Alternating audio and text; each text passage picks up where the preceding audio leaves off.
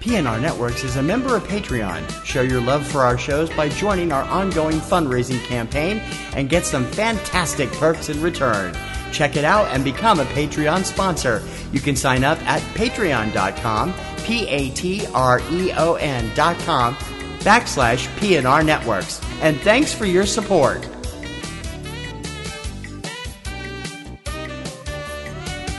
Blueberry. This podcast is a member of the Blueberry Network. Blueberry. No E's. That's Blueberry, BLUBRRY.com. Blueberry.com. This podcast is a proud member of the Lamb Podcasting Network. Find the network at largeassmovieblogs.com. What are you doing? I'm reading your mind. Get your aura off my aura. Stop that. I've made a prediction.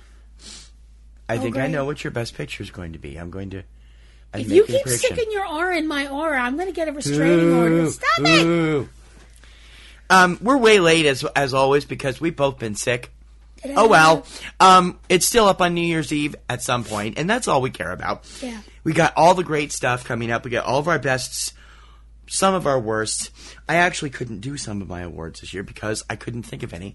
But we got all the big stuff and the little stuff. Yep. And I'm sure we'll like show each other up and we'll have all kinds of surprises. This is the moment every year works up to, and this year it's been a bitch. Even though 2016 has sucked, the movies have still been fairly okay. The movies have been our one escape. And that's what we're here to celebrate. The 12th annual Poppies and Rosies Awards. I'm T.C. Kirkham. I'm Kim Brown. Like sands through the award season. This is Subject Cinema. Stand by to receive our transmission.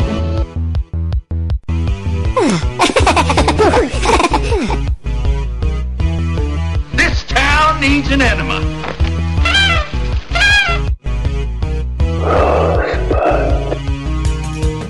Celebrating a decade of film podcasting. Lasting out of Beantown, USA, you're tuned into Subject Cinema with T.C. Kirkham and Kim Brown. Directive. Oh, behave. Yeah. I volunteer as tribute. Suppose you run your business and let me run mine. Here's looking at you, kid. Before we get started, does anyone want to get out?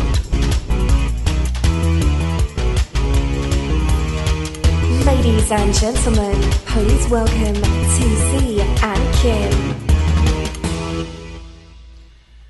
Oh man, we both sound horrible, don't we? I sound like somebody shoved a cheese. Your voice sounds better than it did the other night. Well, I have a voice, which is... Yeah. As opposed to the other night, which sounded like a broken squeaky toy. Welcome to Subject Cinema. I'm T.C. Kirkham. Hi, I'm Kim Brown. Subject Cinema number 550. Woo! Woo! I think that's right. I actually got to look because we had to drop a show in there because, well, little Miss Thing over here got sick. The little Miss Thing over here got wicked sick. Yeah, and then she gave it to me. Thank you so much. As if I don't have enough medical issues of my own, which I'll explain to people after the first of the year. Germs, the gift that keeps on giving. So here we are. Here we are. 12 years into this. Wow. The Poppies and Rosies Awards. My awards are the Poppies. And my awards are the Rosies. Ta-da! Based on the original name of the site, the Popcorn and Roses. These are hard because, we didn't get to see everything we wanted to. But you know something? I was looking at some of the other best of lists around from columnists on the playlist and IndieWire, and a lot of them admit they haven't seen everything yet either. So I don't feel so bad anymore. No. What we did see was fantastic, and in some cases, but most of it was a good year. Yeah. I would say it was a really good year for most films. There was one that was extraordinarily disappointing. I'll get to that later. Yeah, I think I will. I think we're going to end up with the same film in that category. Overall, though, we're going to have a lot of great stuff, and we'll try to have... This may be a straightforward show. I'm going to have to do a lot of editing because we're probably going to be doing a lot of coughing in between. You guys won't hear that. I may not get to anything clip-wise except the best picture, although I'll try to get the music clips in for the musical segments. And you'll know when you're listening to this if they're there or not. Yep. But thank you for bearing with us the last couple of weeks. As last year was the move, and then I got sick, and then it's been kind of crazy this first year in our new home. And so this year was just the getting sick part. Yeah. I got a very bad cold that just wound up with a visit to the doctor and antibiotics and lots of fun. Blah blah blah. Yeah. So so we are ready to go. Yep. And giving you the best we can, and we hope that you'll be with us and enjoy these. And we will have another part of this on Monday. Monday will kick off 2017 on January 2nd, 2017, with our next special show, which will include our Just 'Cause We Can awards. Yes. Our joint awards, which are usually given on the Poppies and Rosies, but we haven't had time to really do this time. And a look back at those we've lost in 2017. Yep. So that'll be coming up on Monday. Right now, it's all the major awards for this show. Excuse me. These are the serious awards. The Just 'Cause We Can awards are the goofy a lot awards. more silly. Yeah. These are the fun, the serious, these are the serious awards. The awards we're really serious about giving. Yep. The awards we publicize and show off to all the publicists and everybody we work with. And they're important to us. Yes. All right, so let's get started. You have the three that I was unable to do this year. Yes. Best title sequence, or you said end credit sequence this year. I did. Plus trailers for 2016 and 17 I did films. do that Go ahead and do indeed. those. Okay. Now, sometimes over the last few years, we've been doing best title sequence. Now, It's getting harder to do since more and more films are not doing them anymore. yeah. So I was like, well, fine, movies. It's like the TV themes that went away. Yeah. Well, TV hasn't been the same since TV theme songs went away. The only show that's left with a theme song is the NCIS group. Yeah. Damn you, Dawson's Creek, anyway. So this year I was like, well, fine. Dawson's Creek had a theme. Yeah, but it wasn't for the original series theme. It was a song. Yeah, but they had opening credits and stuff. These shows don't even have opening credits. They just don't play anything. Oh, okay. I see But the what you title. mean. So anyway, go ahead. Anyway, so this year I was like, well, fine, movies, screw you. You're not going to work with us. I'm going to do things my way. So I was like, I'm going to give an award for the best end title sequence. You want to be that way? Fine. So the Rosie for the best end title sequence goes to Doctor Strange. The way they did the end title sequence of Doctor Strange with these beautiful, it was almost like looking through a kaleidoscope, and the 3D of it made it so dizzying and spectacular and trippy and cool, and I just completely loved it. So that gets my Rosie. Absolutely awesome and cool and a little dizzying. My best trailer for 2016, this was kind of a bugaboo because there were a lot of trailers that were really good this year. But the Rosie for best trailer for 2016 goes to Fantastic Beasts and Where to Find Them. Because I felt like this trailer really made you want to visit this universe again, but see it in a different way. We're seeing the Harry Potter universe from a completely different time period with all new characters. And I was like, oh my gosh, I want to go back. I want to go back right now. And that's thanks to this trailer. My Rosie for the best trailer of 2017, there haven't been a lot so far, but there is one. Uh-huh. And my Rosie goes to Beauty and the Beast. The Disney version, the Disney live-action version of the animated classic. I was like, when they announced they were doing this, I was like, I don't know about this. And then I saw the trailer, and I was like, never mind, I'm wrong. Let's go see it right now. It looks so cool. I mean, Emma Watson as Belle and the makeup job they did on the gentleman playing the Beast it just looks so awesome and cool, and I just can't wait. So my Rosie for 2007, for the best trailer of 2017, Beauty and the Beast. Yay. Thank you. Now, it's always been a tradition that we have a worst film of the year. Yes. And we call it the YARP Award. Yes. YARP named for Eric Bischoff's word for vomit. Yeah. I don't have one this year. I didn't see anything that I really, really, really hated. Okay, I did something a little different, and I hope it's okay. Mm-hmm. My YARP Award this year is not for a specific movie. Uh-huh. It's for a trend. Okay. And it's a trend that we both noticed and we've both found so irritating. The trend lately, now the superhero films have become obviously an enormous moneymaker and a real big part of the American cinema experience now. But for some reason, one studio is given absolutely no chance. And the YARP Award this year goes to all the critics and all the online groups that the second something comes out with the DC logo on it, oh, it sucks. You know, it's nothing from DC gets a pass or a buy or a chance or anything. And personally, I am sick of it. I don't understand the anti-DC bias that is going on, especially online. It's completely insane. I noticed that neither one of DC's films made your best of list this year, though. No, but you also noticed neither did Captain America's Civil War. Oh, yeah, that's true, too. Yeah. Ooh, that says a lot there. I hadn't thought about that, considering you gave Winter Soldier your best picture 2 or 3 years ago, so.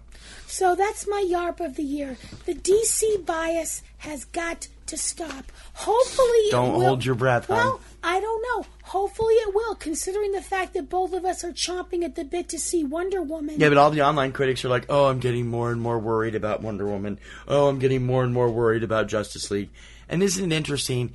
It's the people over at the playlist that are fueling the fire, which is usually what happens. So, I mean, I know some people might be like, you're being paranoid, you're seeing stuff that's not No, you're there. not. Just because you're The critics didn't like being called out by the fans. They really hated it, and they did. Just remember, just because you're paranoid doesn't mean they're not out to get you. Who told you that? Okay. You did. I did not. Best 3D presentation. Best 3D presentation.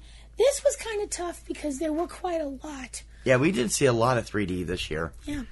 But my best 3D presentation, the Rosie goes to Doctor Strange. I mean, there were parts of this movie that I was like, okay, this is so awesome, I think I'm going to get sick.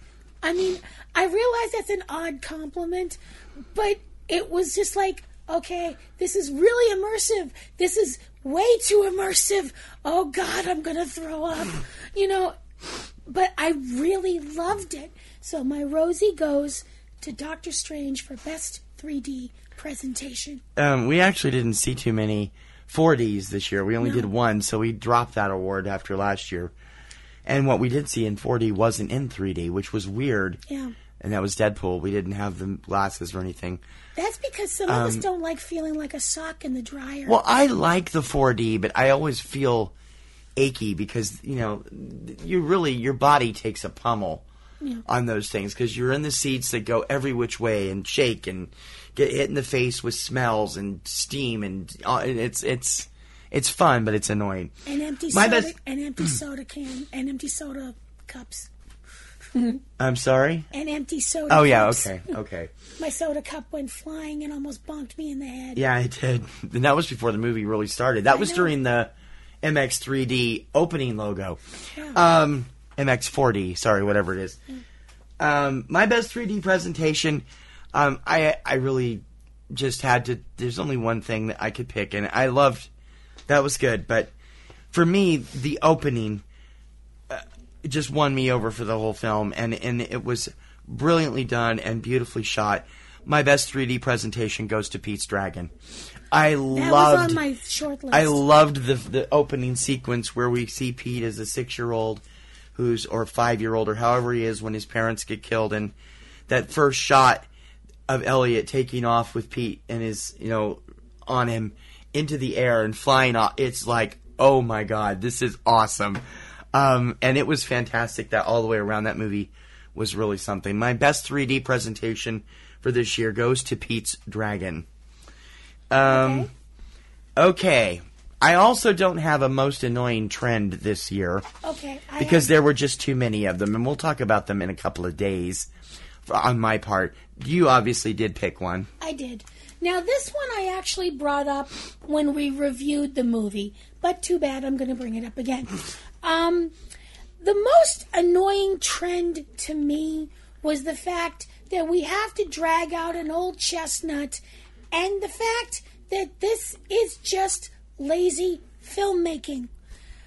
The whole fact that at the beginning of Pete's Dragon, we have this series of scenes where the family's in the car, there's this big accident, the little boy's the only one that survives, he kind of wanders into the woods and he's lost and disoriented, etc., etc., etc. And then the howling starts, and he's surrounded by wolves, and it's full of menace and danger, and I'm sitting there going, come on. What?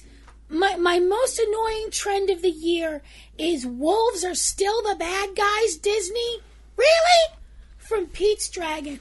This is lazy filmmaking. There has never been a documented case in America of a healthy wolf attacking a human being.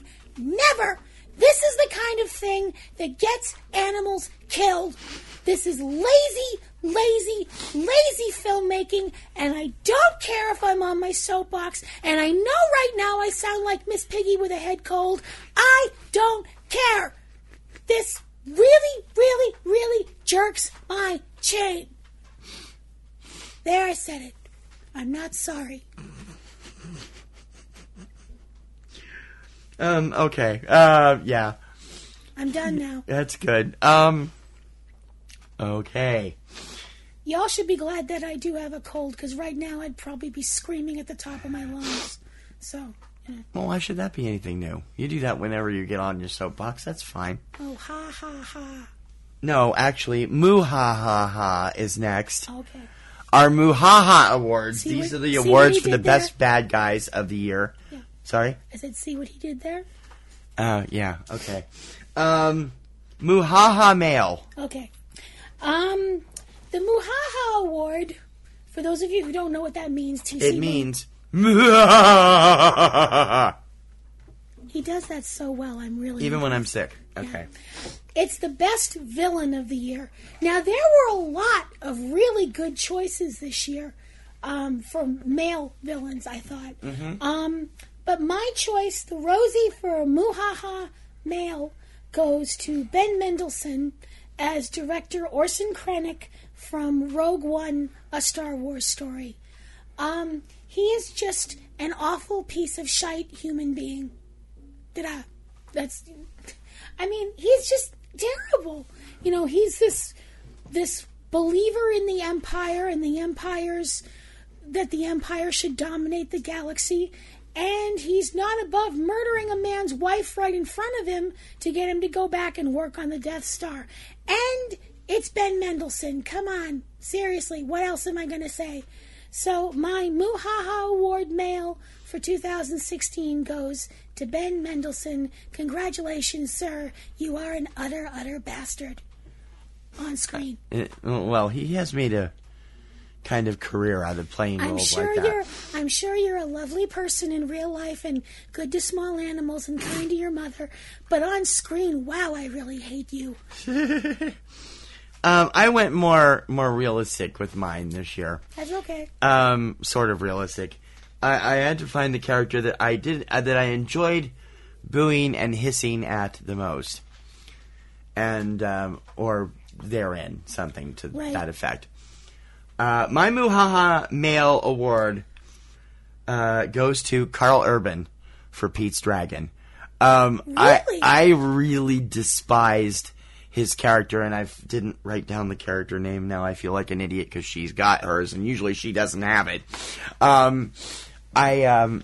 his character is so loathsome and one-track mind. All he wants to do is find that dragon and make money off of it. And I'm sorry, that just, I wanted to pick him up and shake him. Every character Karl Urban has played that I've seen him play outside of a role where he gets a full, character. Gavin. Thank you. Other than Dr. McCoy and Amer, he always plays... That's what I mean. Those are series roles that he plays over and over again. Yeah. Otherwise, he usually plays assholes, and this is one really, I just couldn't stand him. I was rooting against him. I was literally shouting at the screen about it, and enjoyed every second of it, so he's very good at it. My Muhaha male, Karl Urban as Gavin, thank you, Pete's Dragon. Okay. Female. Yes. This was harder. Not that there were... I didn't have any problem with this one. You think, really? Yeah. Okay, well, not to say there weren't really good female roles this year, there were. But the best villain female character I felt I didn't find till more toward the end of the year. And when she appeared, I was like, okay, nope, that's it right there. So my Muhaha Award female goes to Samantha Morton as Mary Lou Barebone from Fantastic Beasts and Where to Find Them. She is an awful woman. She is a zealot, which are the most dangerous type of people. She is a bigot. She is a person that is against magic and wants to persecute people that practice magic. And she's just a child abuser and horrible. And when she died on screen, my only complaint was that it happened too fast. We didn't see enough of it, and there wasn't a lot of blood and squishy bits. So, my award for the Muhaha Award Female for 2016, the Rosie goes to Samantha Morton as Mary Lou Barebone, Fantastic Beasts, and Where to Find Them. You, madam, are a bitch. And not in a good I think way. that's kind of tame, actually. Well, you won't compared to mine. Well, you won't let me use the one word that I want to use. No. I mean that villainous role. Oh, okay. I feel is tame. She's teaching children how to hate. How much more horrible can you be than that? Ordering your own kid's murder? Okay, well. My Muhaha female is Kim Basinger from The Nice Guys. Okay, fair enough. And again, I forgot to write down the character. Can you look it up real quick? Yep. Kim Basinger is I believe she's supposed to be connected to the State Department in this film. And her daughter is supposedly paranoid, but actually she's not. Her mother has ordered her hit because her daughter has found out things that she shouldn't find out about. And she just seems so heartbroken about ordering her own kid's murder. Judith Kuttner. Yeah. Oh my God, I wanted to strangle this woman. She's so good at it. And I haven't seen Kim play a role I enjoyed for so long. This movie got the shaft at the box office. We finally saw it on demand. We didn't get to the theater. We tried to. No. And it was awesome all the way around and funny as hell and exciting. And a lot of the reason is the machinations going on behind this woman. My Muhaha female, Kim Basinger, in The Nice Guys. Good. That's a good choice. We will be back with more when Subject Cinema returns. No film is too good or too bad for us.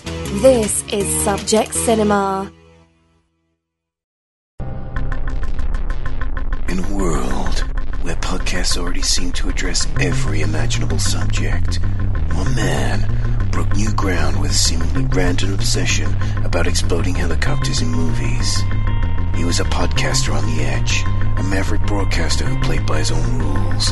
Now, he has a last chance to talk about the strange way helicopters explode in film. Exploding Helicopter, available on iTunes and Podomatic now. Think you know about chopper fireballs? Think again. All movies, all the time. Subject Cinema. end of 2016, but we're at the beginning of our Poppies and Rosies. I'm Kim Brown. I'm TC Kirkham, Subject Cinema, and all of our year-end stuff finally coming to a head. Like a big bad zit. And we're going to give you all of our stuff right here, and we'll back into the awards with our most infectious audience laugh. Okay. This is an award where we see, it has to happen at a film we see with an audience, and it's at that one moment where the entire audience collapses. And every year it seems there's got to be at least one good one.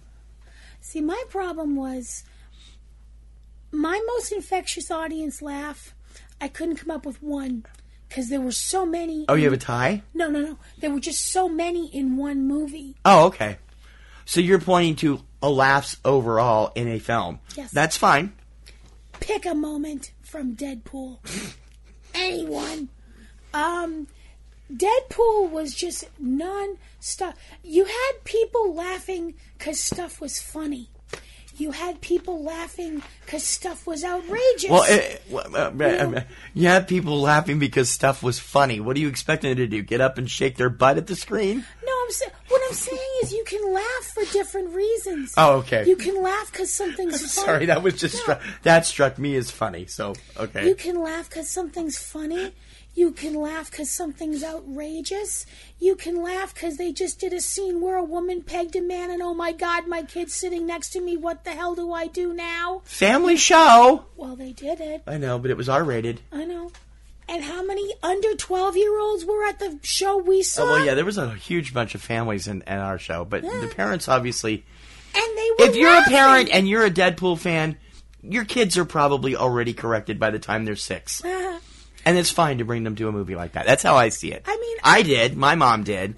There were just so many moments in that film where it was just constant. Actually, that might explain a lot about me. That Anyway, explains go a lot. There were just way too many moments. So my Rosie goes to pick a moment, any moment from Deadpool.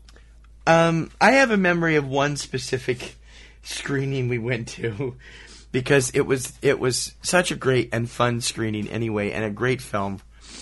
But there is, and this moment is actually in the trailer, but when you were seeing it for the first time, as many people saw it that night, it really cracks you up.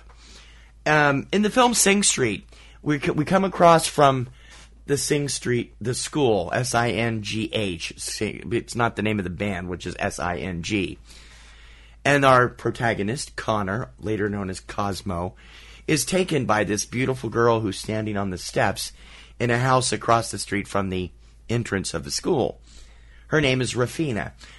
And the entire film revolves around the fact that Connor is fascinated with her and desperately falling in love with her quickly.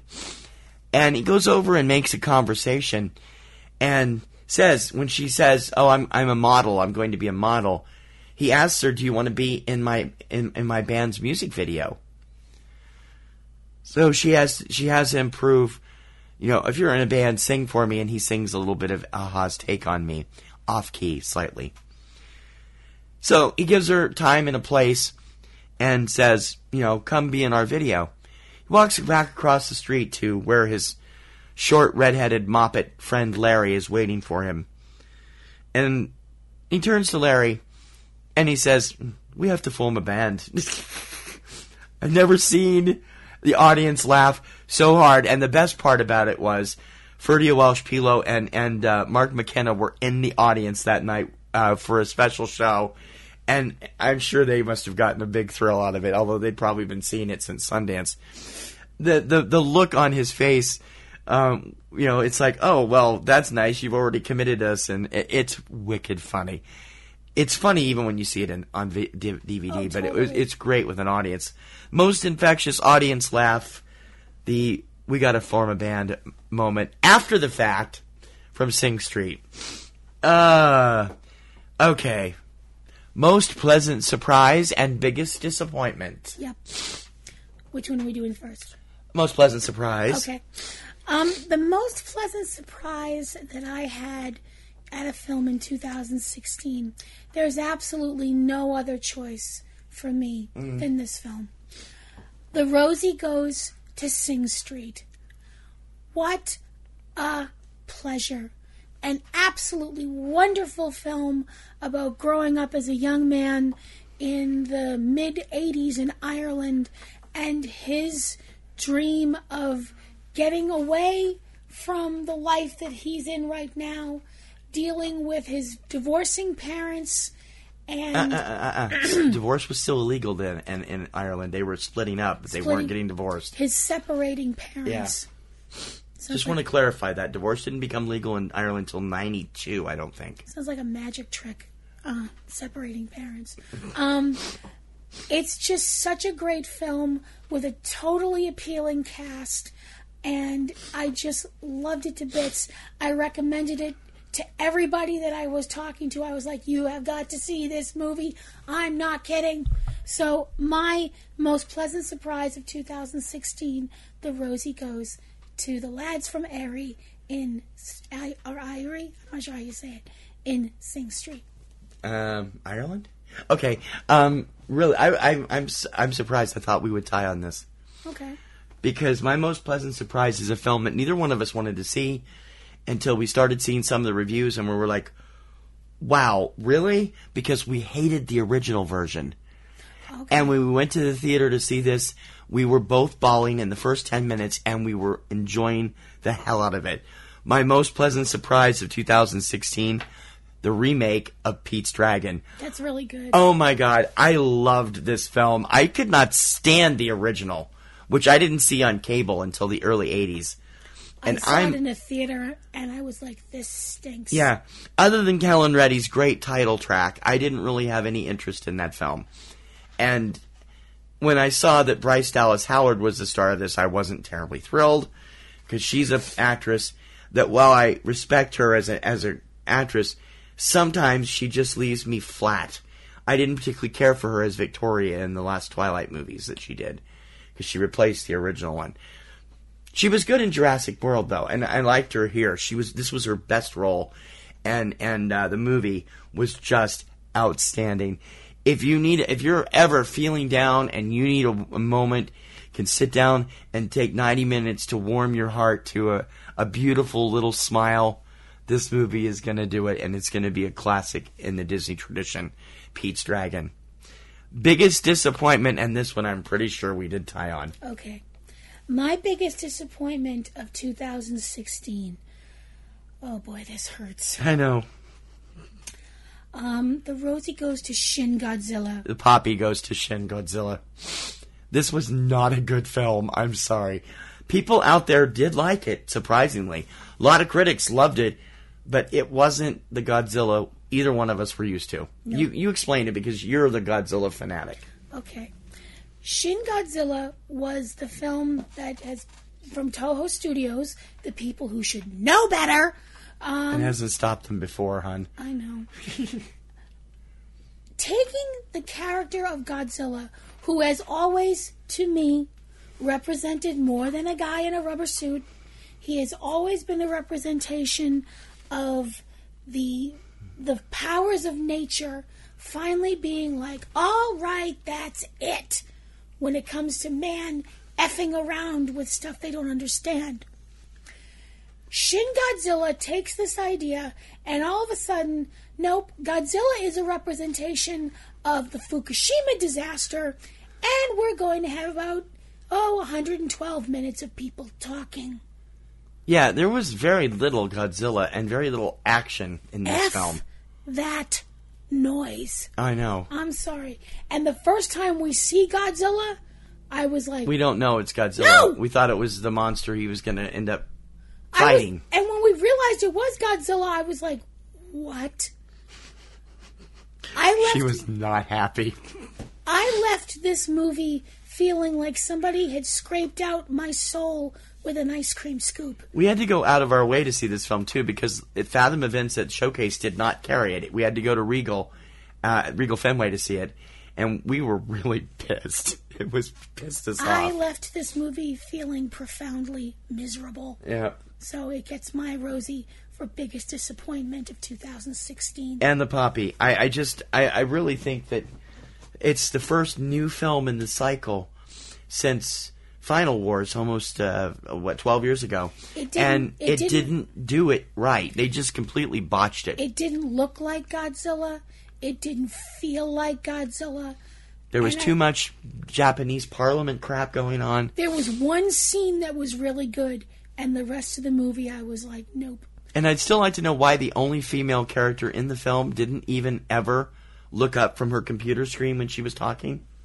I mean, I realize this next thing I'm going to say sounds... It would not have passed the Bechdel test without a question. No. I realize the next thing I'm going to say is going to sound incredibly creepy. I did not feel the emotional connection that I feel with Godzilla. That doesn't sound creepy. That's you. Our listeners know you're a Godzilla fanatic. I know, but saying you have an emotional connection with a giant fire-breathing lizard... You've said that on how many Pantheon shows now? I mean, I will be the first to admit that sounds pretty damn weird, but it is what it is. That's us. Yeah. Okay, moving on. Yes. Most infuriating or heartbreak moment from the movies this year. Okay. I'm about to do something that I never do. I mean, ever do. And this is an infuriating moment. I didn't do a heartbreaking, I did infuriating. Okay. The most infuriating moment of the year for me was the second that you realize that you have been sitting here for an hour and however long watching this movie and you have been played. The Rosie Goes to Nuts.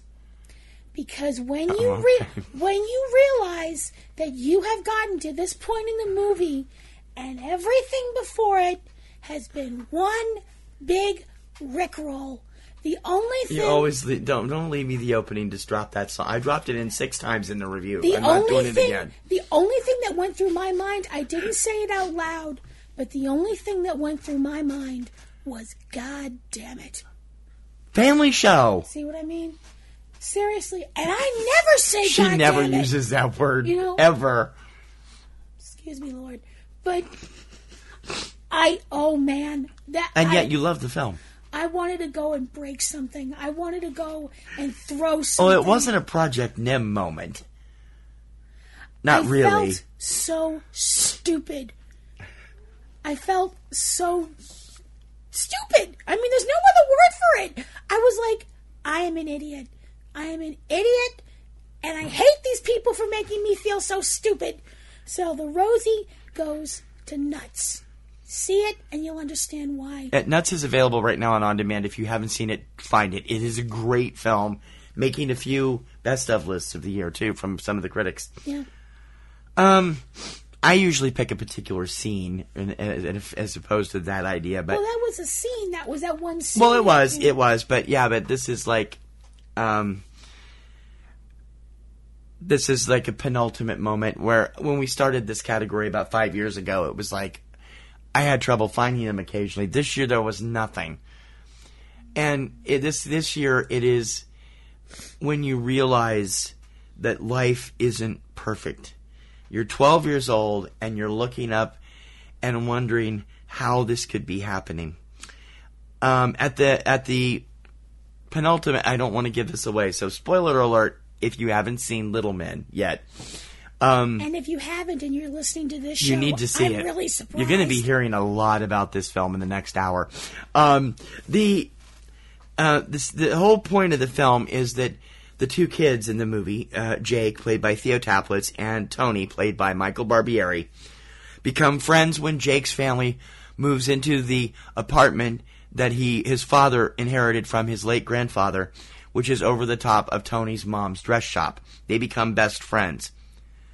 Problem is, Tony's mom has only been paying a pittance for rent, and Jake's dad's sister is pressuring him to change the lease and the terms of everything and raise the rent on the place, which will drive her out of business because she doesn't do much work. Near the end of the film, everything starts to happen, and the whole thing is the boys refuse to speak to their parents as long as this is going on.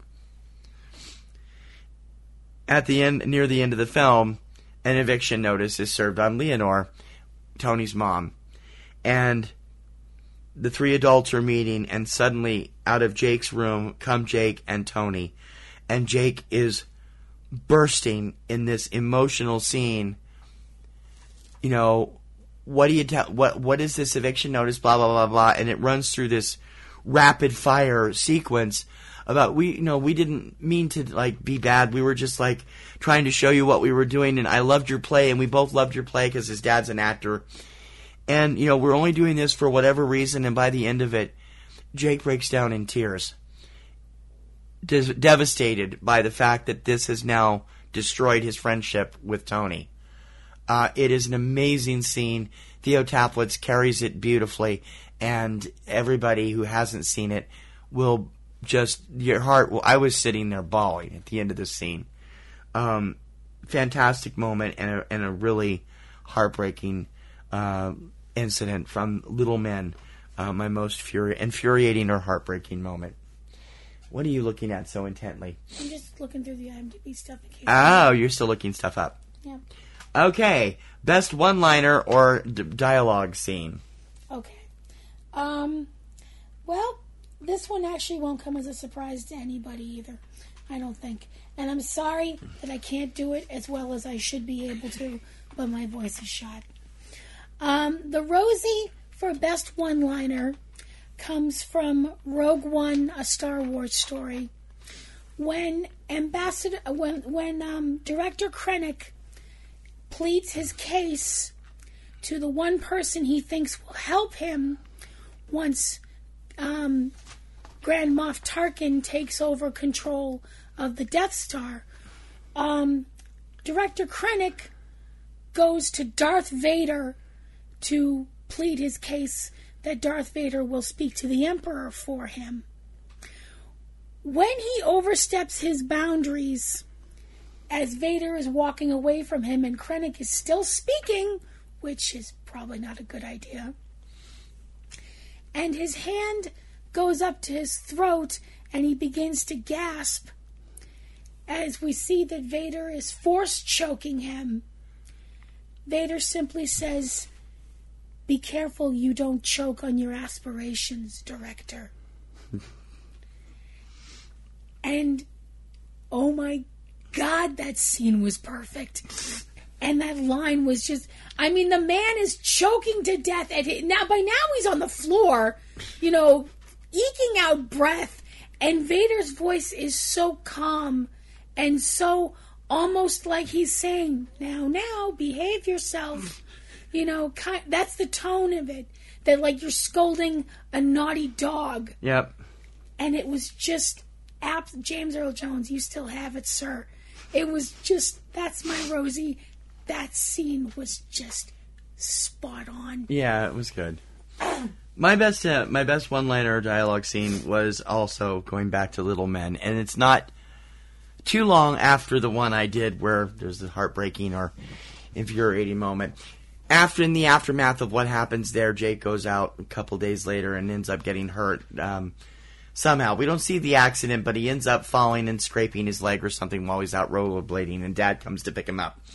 When we get back to his bedroom, Dad is there patching his leg up with, bandages and cream and stuff, and Jake is a kid who is about to audition for this prestigious artist school, and Dad proceeds to tell him a story about his friend Tina. Tina was a girl he went to school with, and he explains, Tina was always practicing. She was always trying to be a dancer, perfect in every way. And yet every time he saw her in school and in college, she would have a cast on her arm, her leg would be bandaged. And later on, he ran into her on the subway, and it was clear that she hadn't danced or worked out even in some time. Obviously, her goal of perfection led her to the point where she could no longer perform that well. Now, Jake is listening to all this quietly while Dad is patching up his leg. And he's nervous about getting into this school. And he turns to his father and says, "Gee, Dad, that's a great story. Very encouraging." I'm like, that's true 12-year-old sarcasm at its finest. Hopefully the line will be in there if I have a chance, but Theo delivered that line with a complete straight face. It was freaking hilarious. Everybody around us was cracking up about it. And yet the advice was good and it was sound. And I just thought that was a brilliant one-liner. There were others throughout the year, but nothing can quite compare to that one. From Little Men, G-Dad, from Theo Taplitz and Greg Kinnear. Okay, that's great. And to complete this segment, let's do our best scene stealers. Okay. Best scene stealers. Excuse me. This has actually never happened before on my end of things. Because the person who is my best scene stealer in a live-action film and my person who is the best scene stealer in an animated film is the same person. The Rosie for best scene stealer in a live-action film is Alan Tudyk as K2SO in Star Wars Rogue One, A Star Wars Story. A reprogrammed Imperial droid that has been reprogrammed so that he is now with the Rebellion. K2SO is acerbic and sarcastic and kind of a pain in the ass. And he's kind of Sophia from the Golden Girls for the robot set. Yeah. Says whatever comes to his mind. And he's loyal, and his death scene made me cry. Now, we're giving away a lot of stuff from Rogue One. If you haven't seen it yet, oh well. You've had enough time. If you haven't seen it yet, are you Amish? You know, no, it's not that. It's only been out 2 weeks. I've never cried for a robot dying before. She did, too. And the scene stealer for animated film, the Rosie goes to Alan Tudyk for his performance as Hey Hey, the rooster in Moana. Hey Hey is quite possibly the dumbest animal God ever gave breath to. I mean, I had a dog named Calvin that had no concept of stop. Stop was run into something. Hey Hey makes Calvin look like a Rhodes Scholar. Oh my God, is this bird stupid? And there's this one scene where he's constantly screaming, and they have a coconut over. It's in the trailer. Yeah. They have a coconut over the top of his head, and every time they take the coconut off, he's still screaming, and you can tell from the pitch, he wasn't stopping screaming. It was a continuous scream, and it's hilarious. So, congratulations to Alan Tudyk, because every time I see your name in the credits, I'm like, oh boy, this is gonna get good. And live action and animation, sir, you killed it. Double Rosie winner. You're awesome. Alan's good, yeah. I have to admit, the guy is a freaking scream. Yeah, I didn't even think of Hey Hey. That's true. I didn't. That's true. The other one I did. I only do one, and I do it from combination of everything. There's always one moment throughout the entire year that I look for that's a true scene stealer. But the one person who really made it, to me, who made it special this year, it was totally honest and totally natural rather than intentional, because he just seems to be that way. And I've seen interviews with him after the movie, and he just seems to be that way. And I'm like, okay, so definitely he's got to have some talent for just always, whenever he's there, you're going to be focused on him because he's that way. He's only 13. It's scary. He's always on. Yeah. My best scene stealer this year goes to Michael Barbieri for Little Men. As Tony, he dominates the scene between this. I mean, he and Jake are best friends.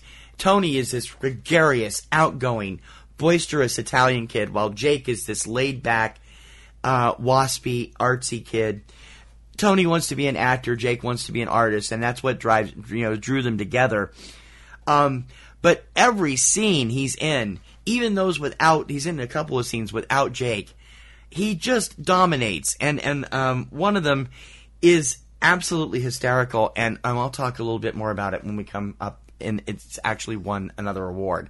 But it's like, are you kidding me? And if you've seen the trailer, you've seen that scene, and it's like, okay, this is really good. My scene stealer of the year, Michael Barbieri for Little Men. We have more coming up, including fight scenes, music scenes, special effects, and more. When Subject Cinema returns. Real movies for real people. Subject Cinema. His movies. Way to go, Charlie. I think it rips through your clothes when it takes you over. More human than human is our motto. He tasks me, and I shall have him. Her movies. The hills are alive. You're so jealous you can hardly breathe. The rum! Yes, the rum is gone. Why is the rum gone? Suddenly my life doesn't seem such a waste. Fuzzy Fur Movies.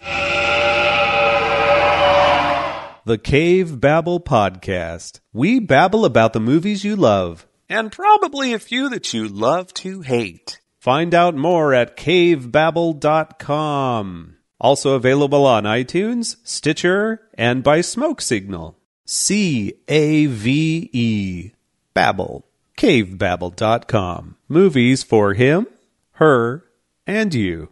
If you're looking for great films, well, that's okay. You'll like us anyway. Subject Cinema. Welcome back to Subject Cinema. It's the Poppies and Rosies Awards. I'm T.C. Kirkham. Hi, I'm Kim Brown. And we are up to our third segment of awards, and we're going to kick things off with our battle and fight scenes. Yep. What is the best one-on-one fight scene? You asked me about this earlier, so I have no idea where you're going to go with it. But okay. Well, we have two fight categories in our show. Best one-on-one fight scene and best battle scene. Now, I went a little bit different with best one-on-one fight scene because there were some really good fight scenes this year. The Rosie for best one-on-one fight scene, and some people might quibble, but it's my list, so F you. The Rosie goes to the airport fight from Captain America Civil War. Now, I realize some people might be like, but wait, that's a whole bunch of people. How can you call that one-on-one? Simple. I can call it one-on-one because you have people pairing off and fighting. So that's the way I was looking at it. You have Team Cap versus Team Iron Man. You have the debut in the Marvel movie universe of Spider-Man. You have Ant-Man turning into Giant Man in the one scene that was like, holy flippin' beep. Yeah. Wow. This was a great scene. So much going on. And, I forgot to mention Black Panther. Why did I do that? Oh my gosh. Well, there's a whole bunch of people you haven't mentioned, but that's okay. I thought this was such a great interpretation of what was what was done in the comics, and I thought it was just... Now, see, that's the one thing that I really liked about this scene was the fact that you have the last couple of years when we've had superhero movies where you have big battles, you have all these people whining about collateral damage. Well, this time, we had nobody else around, so people could break as much shit as they want. And boy, did shit get broke. Lots of fun. My Rosie, the airport fight, Captain America Civil War.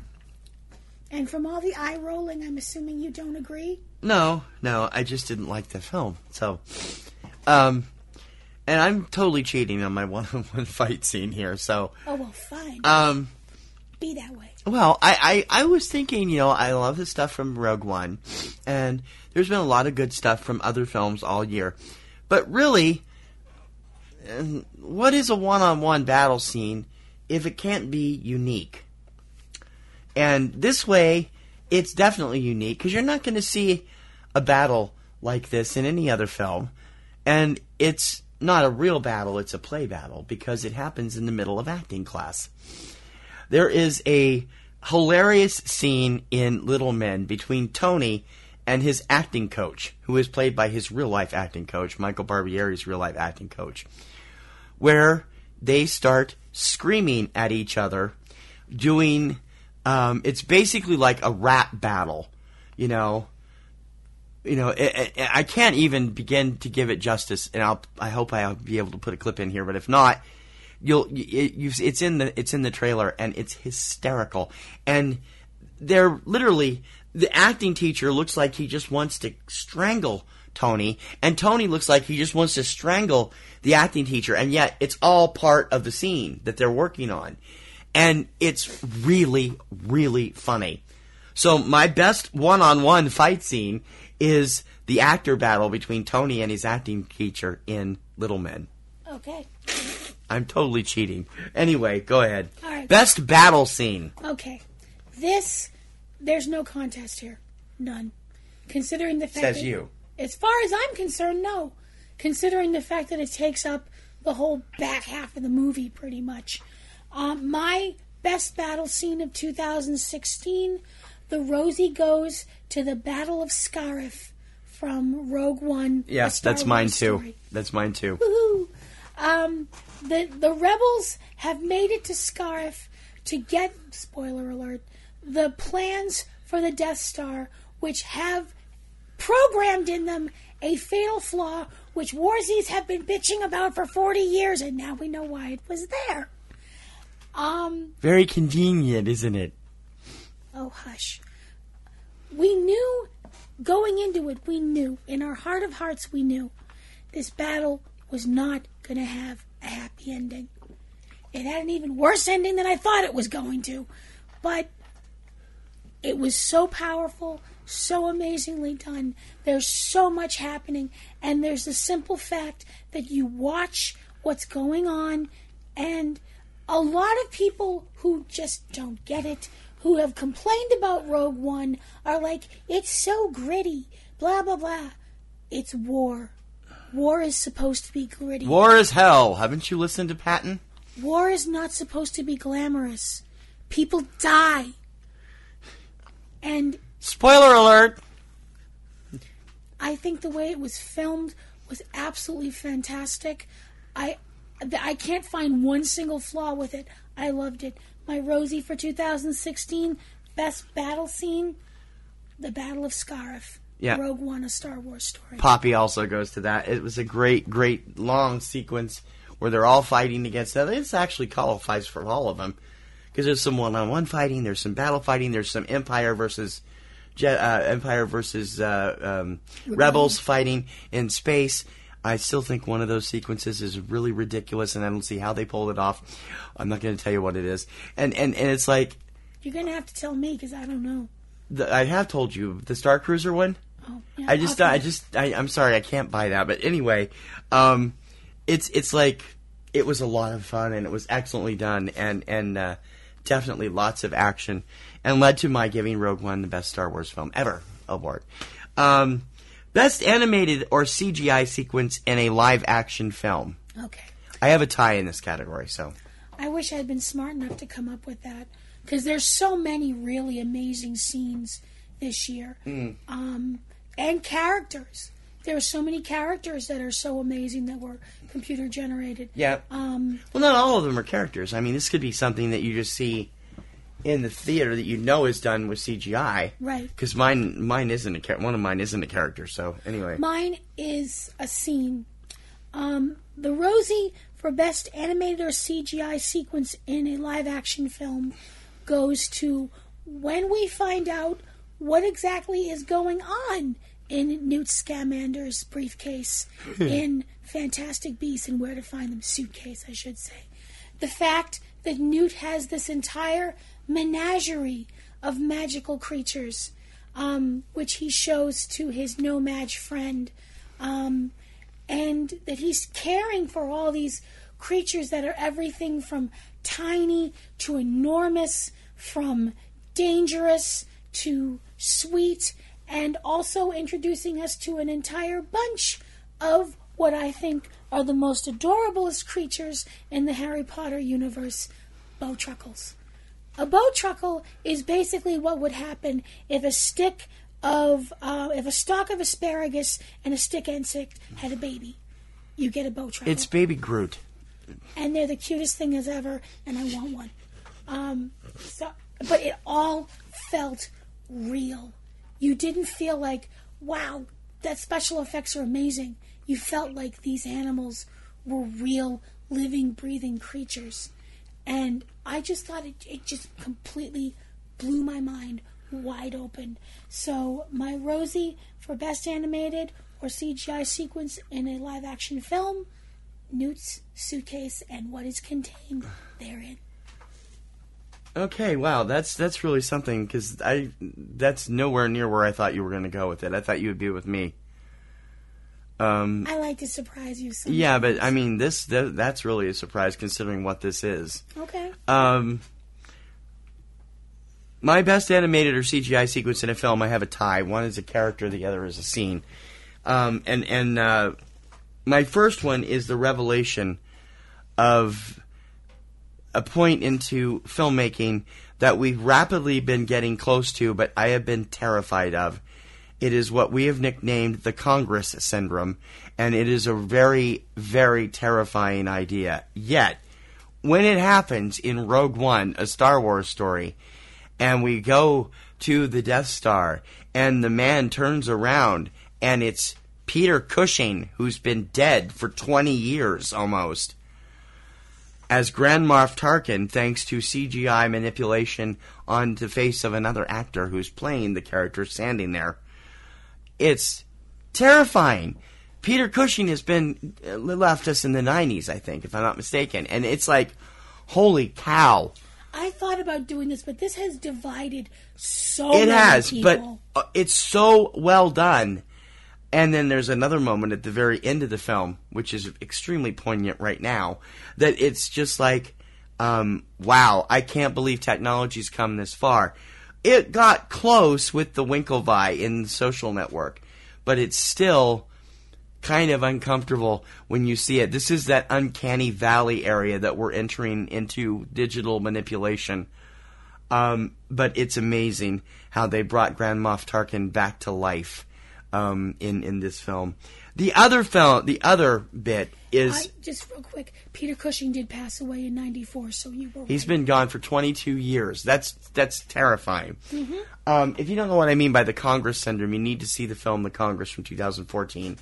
It is... I know, Kim didn't like it. It's a film with Robin Wright, who plays a version of herself, and it's based on the on the classic story, and it's creepy. Anyway, the other animated or CGI sequence in a film is an amazing bit of special effects work, because when you see something like this done in Hollywood, it as has happened in I don't know, over the last 20 years, we've seen it in the remake of Poseidon, we've seen it in San Andreas, there's been other things in other ways it's been done over the years.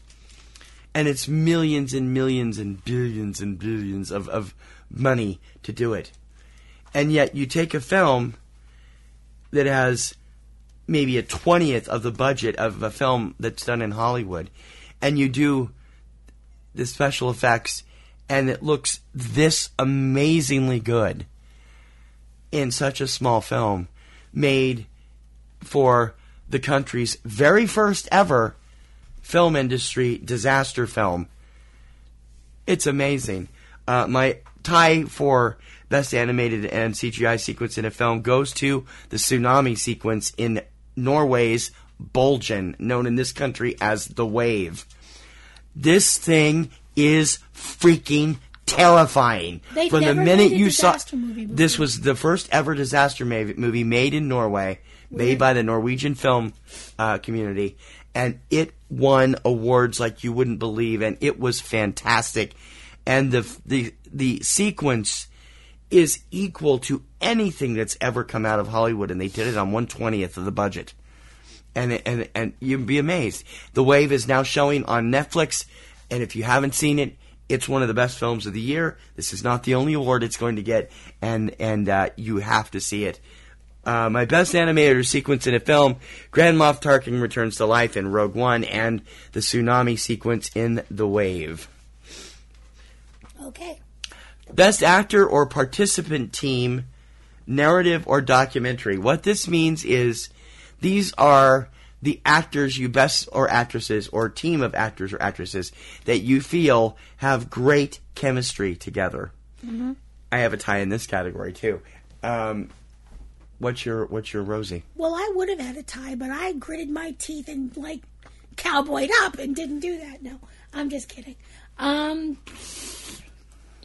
My Rosie for best actor or of participation team goes to.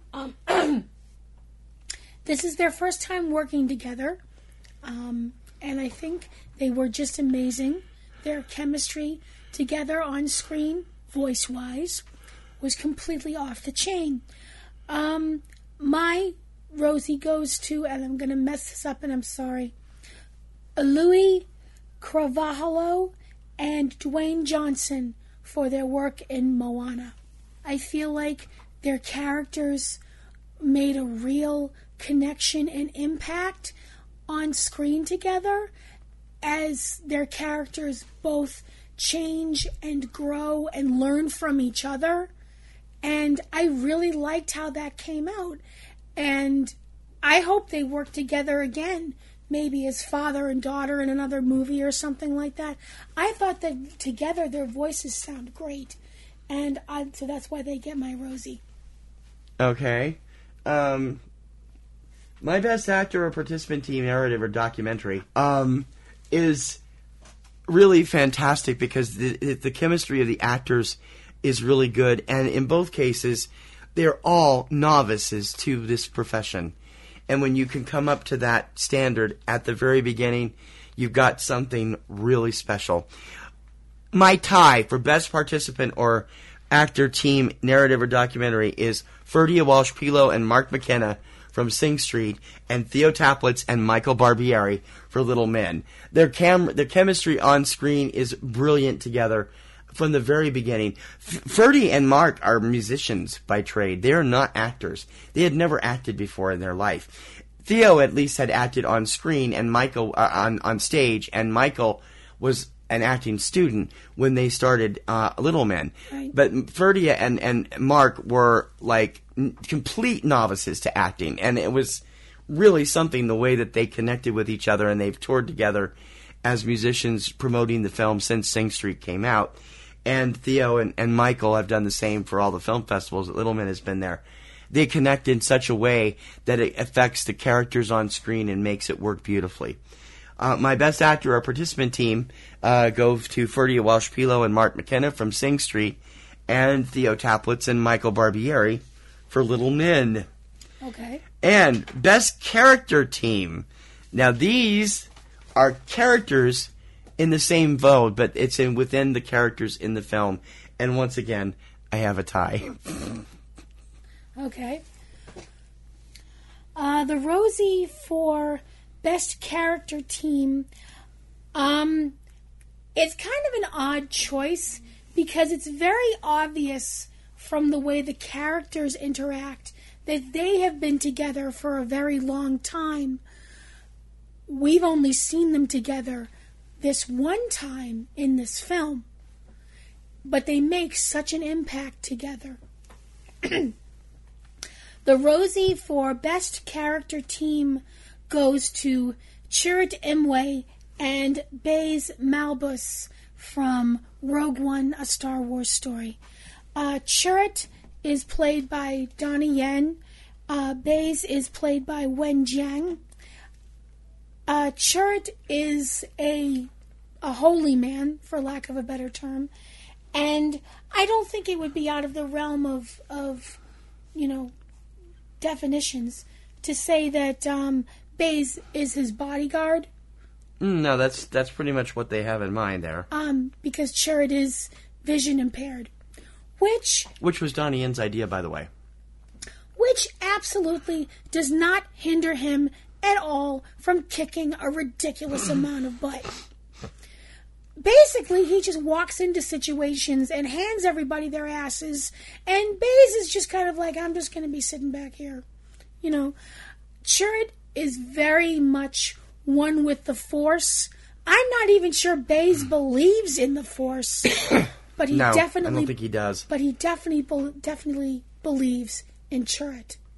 So, my best character team, the Rosie, goes to Chirrut Imwe and Baze Malbus from Rogue One, A Star Wars Story. Donnie Yen actually said he did that because of Zatoichi. He wanted to be an honor, an homage to that character, which I thought was pretty cool. And also Donnie Yen Ross. Well, yeah, there is that too. My character team, I went a completely different direction, is a tie. And they're completely different in the ways that Ferdia and those guys were alike in the acting categories. These are completely different and the opposite of what that was, sort of. The first team is actually only half human, and it's amazing because over the years, when you have work with an animal in a film, sometimes it's just not going to work. You see the animal and it's like, you can tell the animal is not wanting to do what it wants you to do. W.C. Fields said, never work with children and small animals. Don't tell that to James Bowden. My character team number 1 is James Bowden and Bob, played by Bob, the street cat, and Luke Treadaway in A Street Cat Named Bob. This story totally charmed both of us and most critics, and it didn't get seen enough here in America. It was a monster hit in Britain. And it's like... I just can't believe that it got such a shaft. But Bob is played by Bob, the real-life street cat. That's the story of the real-life story in the film. And he does a marvelous job, and it's obvious he did this. He must have known. Bob is a very smart cat. He knows that James is very, humble about his story, and probably was reluctant to tell it at first, but Bob wants to make sure that it gets told right, so he's not going to have some stunt cat come in and do it. He's going to do it. And Lou Treadaway is marvelous here. I've never seen him better, and I love him anyway, and they are really good together. My other one is another pair of novice actors who brought out the best in their characters, and I was going to include them in the other one, but I couldn't because I'm like, that's 3, she'll kill me. So I just included the characters here. And you're not wrong. I know. And I wanted to bring it up here because I think, again, novice actors, but they also, again, make the characters work so beautifully and so fun that it is, it makes this movie, another underseen film, a real charmer. My second character team, Daniel and Theo, otherwise known as Microbe and Gasoline from Microbe and Gasoline. Neither Ange Dargent nor Theophile Baquet had acted. Well, Theo had done one film before this, and Ange had never acted before. And they were really terrific together. And right from the very beginning, their characters click, and you can see it. And they really, the sincerity of their off-screen friendship was very real. Really shows on screen. Daniel is this kind of mousy, friendly, but still very shy, obsessed with drawing pornography. He's 13.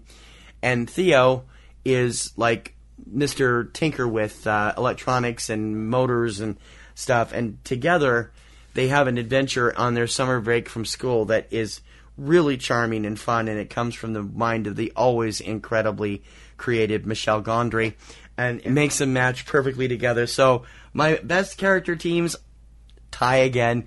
James Bowden and Bob from A Street Cat Named Bob, and Daniel and Theo, the title characters from Microbe and Gasoline. And finally, to wrap up this segment, most fun at a movie and best popcorn movie. Okay. Best popcorn movie. This is a film that was best enjoyed with a large audience and usually lots of snacks in front of you. Yes. And duct tape. What? And, well, for me. Oh, for Pete's sake. I could have used some duct tape at this movie because... Could we not describe that? Family show! Well, the popcorn's good for keeping your hands busy. For me, 2016, the best popcorn movie, The Rosie goes to Doctor Strange. What a ride! Oh my gosh! the introduction of the Sorcerer Supreme into the Marvel movie universe was just complete perfection. It was trippy, it was exciting, it was funny, it was Benedict Cumberbatch in a cape. Holy crap! I loved it. Did I mention I loved it? So my best popcorn movie of 2016, Doctor Strange. That doctor could examine me anytime. Ew. No, thank you. I can't believe you went that way. I figured you would tie with me on this one. Not that Doctor Strange is a bad film. It wasn't. It was awesome. And I was named it in my best of list, my Baker's Dozen. It was fun. This one just missed my Baker's Dozen, but it was fun too. And it was definitely the popcorny kind of movie. In fact, it was the ultimate popcorny movie this year. My best popcorn movie, Deadpool. This movie was funny as hell. All out, best ride, biggest grossing X-Men film in history. And Ryan Reynolds actually doing a film I liked. Everything he's done, I couldn't stand until this point. I really, really love Deadpool, and I can't wait for the sequel. I hope they don't mess it up. Best popcorn movie, Deadpool. Okay. Well, the reason that most fun of the movie. The reason Deadpool didn't win my Rosie for best popcorn movie is because he was too busy winning my Rosie for most fun at a movie. The Rosie for 2016 goes to Deadpool for most fun had at a movie. When I heard they were actually going to make a Deadpool movie, I was really worried they were going to F it up. And by the first trailer, I was like, nope, this is going to be awesome. And it was. Anything with Ryan Reynolds as the merc with the mouth, Wade Williams, is just watching him gleefully tear the fourth wall into ribbons was absolutely hilarious. And it was a great story. It was really, really fun. So the most fun I had at a movie this year in 2016, the Rosie goes to Deadpool. Okay, I'll give you that. That was good. But I think, for me at least, because I think, when I think most fun in the movie, I'm thinking audience ambiance, the reactions of the audience, reactions of us too. And while Deadpool was great for that, I agree. Mine is, I went a different direction because it was more not out and out funny. It was more feel good and it was more enjoyable. And if they ever put out a sing-along version, people are going to be there to see it in the theater at that time. My most fun of the movie this year, Sing Street. I absolutely love this film. It is a riot from beginning to end. There's great stuff. Director John Carney, who also did Once and Begin Again. This is his third Irish infused musical, and it is just darling. The whole story, which is Connor forming a band to get Rafina's attention and then actually getting into the idea of being in a band and music and enjoying it. And it is just charming all the way around. The audience we saw it with adored it, and it's easy to see why it's making a lot of critics' end lists too. Yeah. And best film list from others in the industry, including director/writer Nicole Hofstetter, I think is how you pronounce her name. She was the director of Please Give. She liked it so much she put it at number 1, 2, and 3 on her best of year in list. With the comment, no, this is not a typo. She just really loves the film. My best, most fun in the movie this year, Sing Street. We have music awards coming up next. When Subject Cinema returns. Welcome to the soundtrack of your life. You're listening to Subject Cinema with T.C. Kirkham and Kim Brown.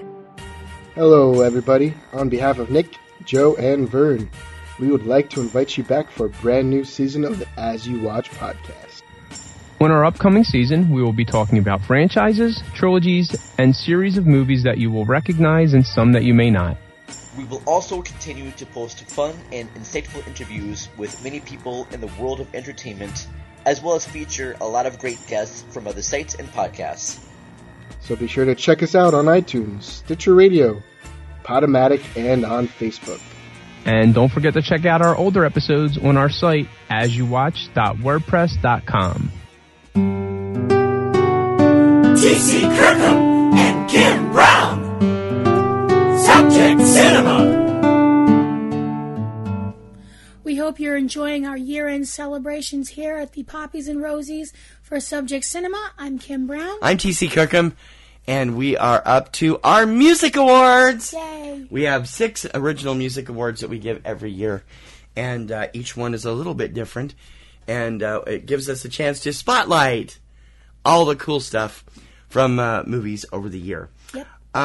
Let's kick it off with Best Musical Performance Within a Film. Okay. If we don't I've got a feeling this is going to be a tie. Yeah, I was going to say, if we don't tie on this, I am going to be stunned.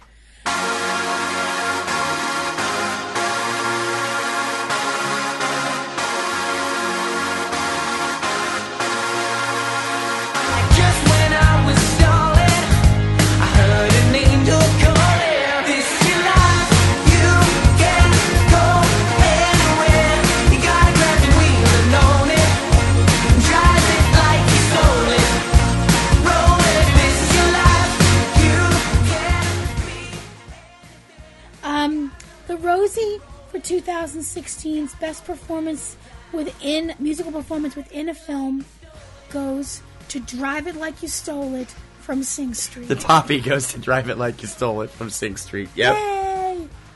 I loved this song. I love the way they do it in the film, which is actually not really happening. No, it is really happening, but the actual beginning and ending are really happening, but the actual song is in Connor's head. Yeah, what goes on in the song is like straight out of every cheesy 50s movie musical you've ever seen. Well, he sees it as being out of Back to the Future, the sequence where Michael J. Fox's band is playing the prom. So, which is set in the 50s. Yeah, but it's from that year in the movie when Sing Street is set in 85. So yeah.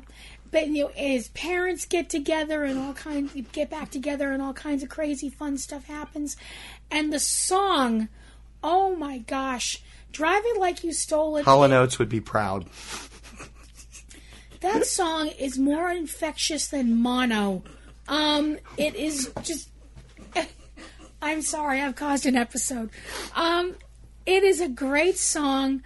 I loved this portion of the film. I don't know how many times I've played that song. My big problem... You can find out. Didn't you get your Spotify top film, your top songs of... Yeah.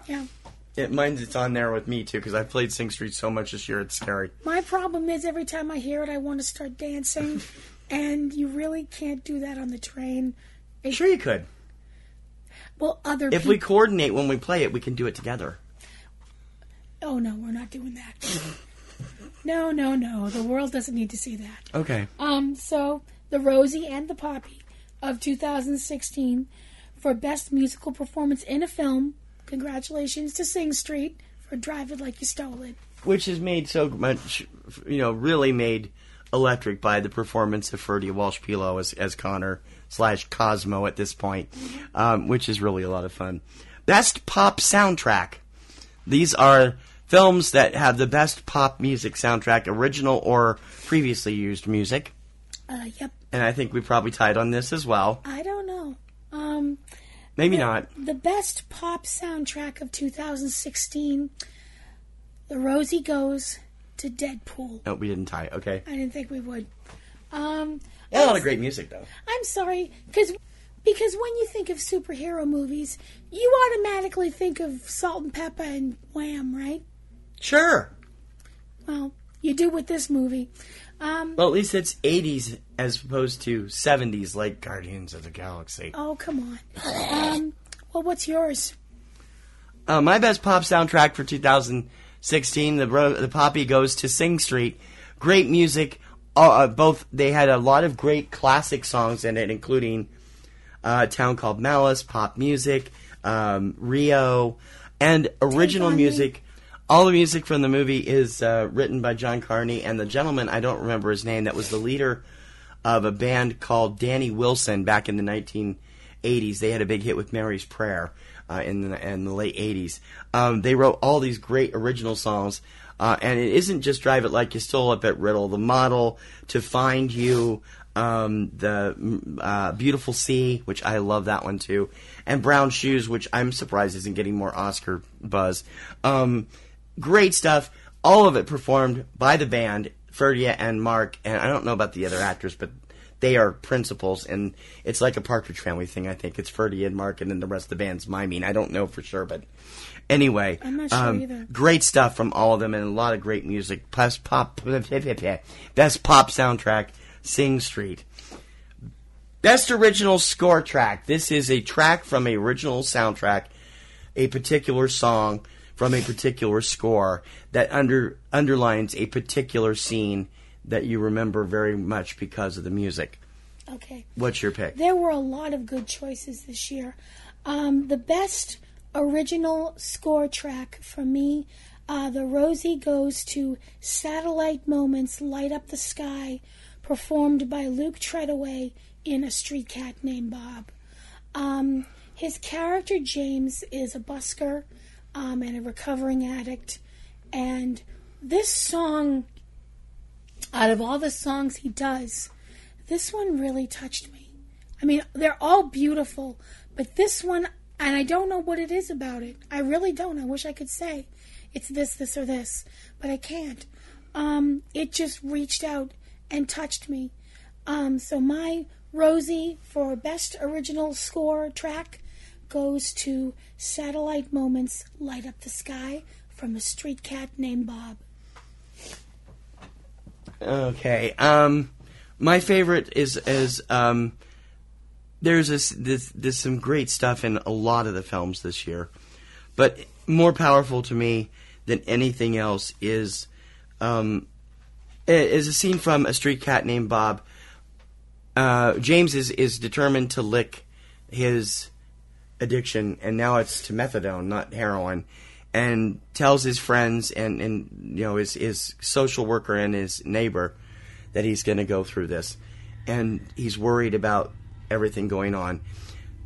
Set to a sequence of music called Cold Turkey, Back on Bike, we see James going through withdrawal from methadone, and then you see him trying to eat, trying to get through the 36 hours or so that it's going to take for this stuff to run through his system. At one point, he even throws something at Bob, which you never think of.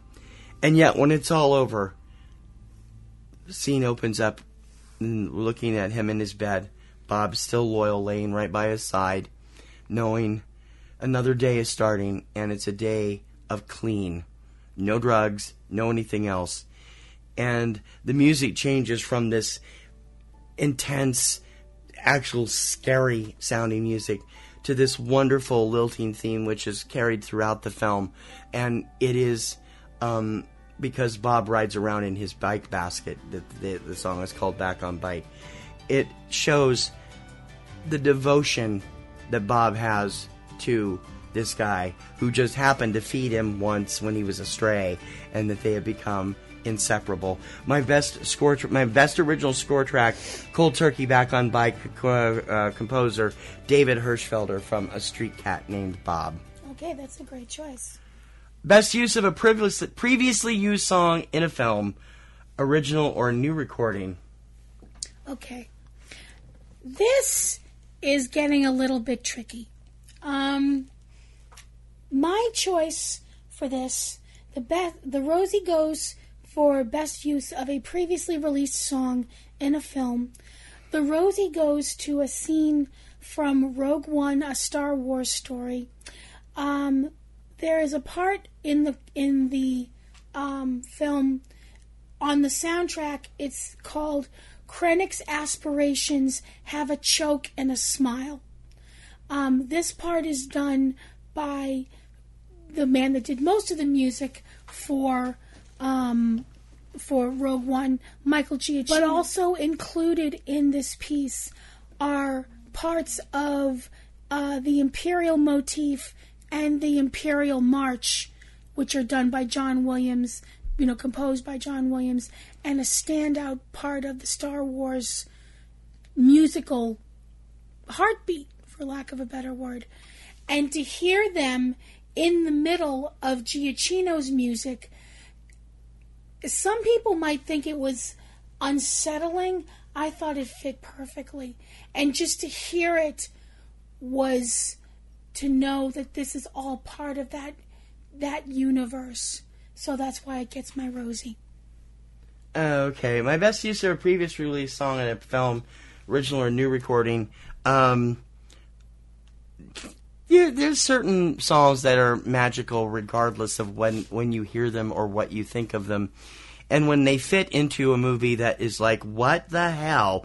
When you hear it, it's like, okay, I can't even explain why this character would be interested in this song. And yet the song is an obsession for the character and his obsession with his woman. And it fits especially right now because of this past week. My best use of a previously recorded song in a film goes to Deadpool for Careless Whisper, Wham! Featuring George Michael. I love Careless Whisper anyway. On my Kirkham Report chart, it spent 7 weeks at number 1 when it was out in 1985. Great song. Amazing performances from George Michael. It was released as a solo track in England, but it was released as Wham! Here. And just fitting this song with Deadpool is hilarious in my head anyway. But how they use it in the movie is equally hilarious. And if you haven't seen Deadpool, shame on you. And it's really good. My best use of a previously released song in a film, new or original recording, Careless Whisper, Wham! Featuring George Michael, featured in Deadpool. Okay. Best original score. Best original score for me, the Rosie goes to, I hope I say your name right. The Rosie goes to Dickon Hinchcliffe, who is the person that wrote the score for Little Men. I think the score for this film is... Which unfortunately is not out on TV and on CD, by the way. No. It's terrible. The score is as understated as the film. It's never right up in your face. And I think that it's really... I don't want to use the word minimalist because I don't think that's being accurate. It's unobtrusive. There, thank you. That's the perfect It's like word. the score from Perks a few years ago that Michael Brook did. It's there, but you don't really notice it. Yeah, that's perfect. That's a perfect word, unobtrusive. But it's definitely important to the whole film as a whole. Yeah. So my Rosie for Best Original Score goes to Dickon Hinchcliffe for Little Men. I wish they would put it out because I would buy it in a second. I love the music from that movie, and it's a great choice. My best original score actually did come down to 3 or 4 films, and Little Men was one of them and a couple of others. It usually does because you're so musically I am, but there was just something so totally charming about the score work on this film that I have listened to this thing so much since we've seen the movie about, 2 months ago maybe, if that long ago. And I can't get enough of it, either the songs from Lou Treadaway or the music from David Hirschfeld. My best original score goes to David Hirschfelder for A Street Cat Named Bob. Love the score from this film. I wish it had gotten more consideration. Sony did not bother to put it into the Oscar race for some reason. None of the songs, none of the score, the film, period, nothing. I don't understand that. It should have been, and the score was brilliant. My best original score, David Hirschfelder, A Street Cat Named Bob. Okay, best original song. This is the big one. Yep. This one was hard. Really? Yeah. Okay. It was terribly difficult for me. I had to split it between 3 songs and try to figure out which one I was going to give it to. Anyway. Okay. My best original song... there were a lot of really good songs this year. But this one... I was like, no, that's it. This is it. And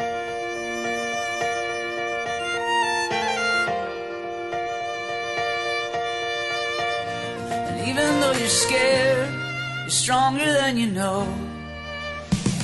If you're lost out where the lights are blinding, caught and all the stars are hiding, that's when something wild calls you home, home.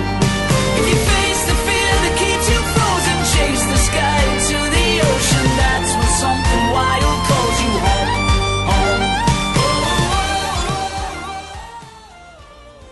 Rosie for Best Original Song of 2016 is from Pete's Dragon, performed by Lindsey Sterling, featuring Andre McMahon in the Wilderness. The song is called Something Wild. And if this song does not touch you, does not move you, does not grab a hold of your soul and not let go, you're dead. You're a dead person, because this song is so amazing, and it wraps itself around you like the warmest, most encouraging, encompassing hug ever. It's so beautiful, and we were so lucky to see Lindsey Sterling in concert after we saw this movie. And besides sitting there going, play the Pokemon theme, I was sitting there hoping, play something wild. Yeah, well, she did, but she only did it as the instrumental. They didn't use the recording that they've used on other shows for some reason, so I don't know. It was great, but... And she also played Hedwig's Seat, which was awesome. Yeah. So, the Rosie for Best Original Song, Something Wild from Pete's Dragon, performed by Lindsey We're Not Worthy Sterling, featuring Andrew McMahon in the Wilderness. Mm-hmm. You know, there's sometimes you never fail to blow my mind.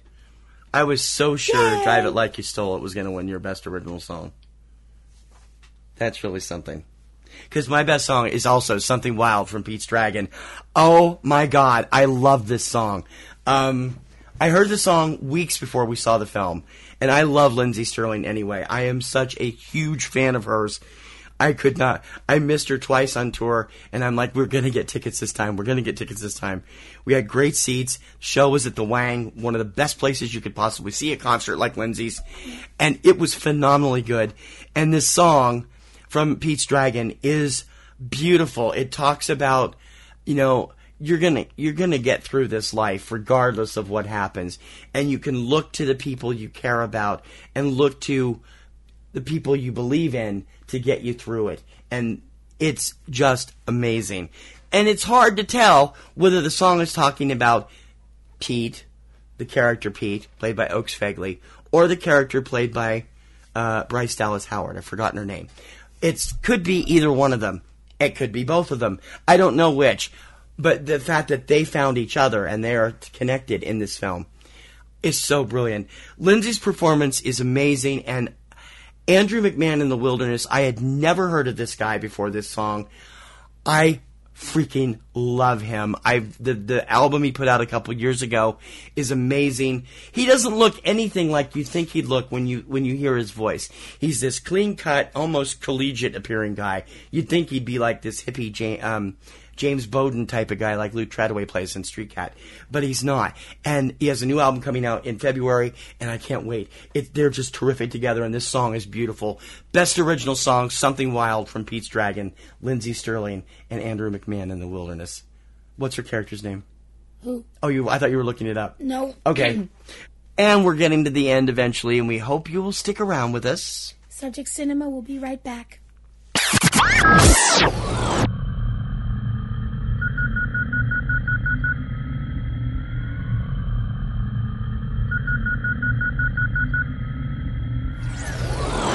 This is the super duper awesome trailer for the Force Viewing podcast. So, Jory, what do you think should be in this? Lots of girls. Well, I'm liking, explosions and robots and sci-fi stuff. No! Boys have cooties, girls, and blood. Lots of blood. But we should have in there stuff that has nothing to do... Oh, actually, you know what? Dan, what do you think? Well, I think... Actually, we're completely out of time. ForceViewing.com. Who the hell are you? The best movies! Subject Cinema! We're starting to enter the home stretch on the Poppies and Rosies for 2016. I'm T.C. Kirkham. Hi, I'm Kim Brown. Subject Cinema number 550, and we hope you'll be around for our new year coming up in a couple of days. We've got a great bunch of other things going on and more awards to give on our Just 'Cause We Can awards and our joint Poppies and Rosies awards, which we're going to give on that show. That's coming up on January 2nd. But right now, let's get back into these and our breakthrough performances, male and female. Yep. And we each have 2 in each category. So, my breakthrough performances female for this year. The first Rosie goes to Sophia Boutella from Star Trek Beyond. She played the young alien Jayla, and we'd seen her before in Kingsman: The Secret Service. I definitely see big things in her future, considering the fact that she is the lead monster in the 2017 Universal remake The Mummy. She is the titular character, so that should be interesting. My other breakthrough performance, the Rosie, goes to Lucy Boynton from Sing Street. Lucy plays the female lead, the wannabe model, the object of Cosmo's affection. I think she's a beautiful young woman, and she's got some other movies coming out this year, so we look forward to seeing her. Okay, my breakthrough performances, female, are both younger performers, and they're really terrific. My first one is Una Lawrence from Pete's Dragon. Una plays the daughter of Wes Bentley and the stepdaughter, I guess, sort of stepdaughter of Bryce Dallas Howard, and eventually the sort of sister to Pete. Natalie. She is brilliant here. She also has got a bunch of stuff coming out in 2017 and is likely to be a candidate for the Rising Stars honors list this next year. The other one, and I actually thought about her for a scene stealer, but I decided to leave it for this because she's just so funny in this movie, and she makes the whole film.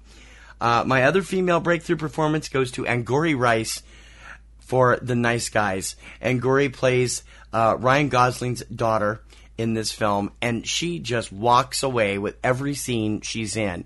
It's hard to steal a movie from Ryan Gosling and Russell Crowe, and she manages to pull it off. She's also got more stuff coming out, and we're going to see a lot more of Angourie Rice and Una Lawrence in the near future. My breakthrough female performances this year. What about the guys? Okay, the guys out there, the breakthrough performance male, the first Rosie goes to a name you've heard a lot so far on the show, Ferdia Walsh-Pilo, for his part as Connor/Cosmo in Sing Street. As someone who didn't start out as an actor, he's a singer and a damn fine one. He's also a damn fine actor. Yep. And I really think that he's got a lot in both fields in the future to offer everybody. My second breakthrough performance male, the Rosie, goes to an amazing young actor. My Rosie goes to Neil Sethi, who played Mowgli in The Jungle Book. Considering the fact that this kid, for the most part, is acting off of nothing in this film because all of the animals were CGI, he does a job that older actors wouldn't be able to do. He brings such a realism to the part, and I really hope that he continues with acting. So congratulations to all 4 of those people for getting my Rosies for a breakthrough performance. Yes, my first male is Ferdia Walsh-Pilo. Ferdy is just an amazing actor who never really acted before. Had not acted at all, actually, before Sing Street. Since then, he has kind of sunk his teeth into doing some stunt work for Vikings. And in addition to some terrific stuff, you got to see him. Go onto YouTube and look up his name because he's an extremely talented musician. And for as somebody who's just 17 now, just turned, he was 16 when the movie came out. He's really amazing, and he's a damn funny interview too. You got to go over and see some of his stuff. The other one is a young man that I think can be an international star if he gets the right role. And since I do know that he does speak English a little bit, I think that he could make it in Hollywood if we needed to. And it was one of the reasons he ended up, like Ferdia, on this past year's Rising Stars honors list. That is Theophile Bacquet from Microbe and Gasoline. He plays Theo, a.k.a. Gasoline. He is really, really natural and funny as hell in this movie. And he's got a couple of pieces online that he's done with a couple of buddies. He's in film school, and he doesn't look 18 because of his height, but he is.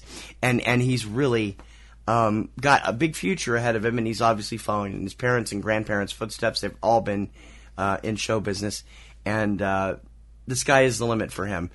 So my breakthrough performance is male Ferdia Walsh Pilo, Sing Street, and Theophile Bacquet, or Theophile, actually, Bacquet in Microbe and Gasoline. All right. Best premium or roadshow attraction. I think we went different directions on this. Okay. From the question that you asked me before, so. Okay. Best premium or roadshow attraction.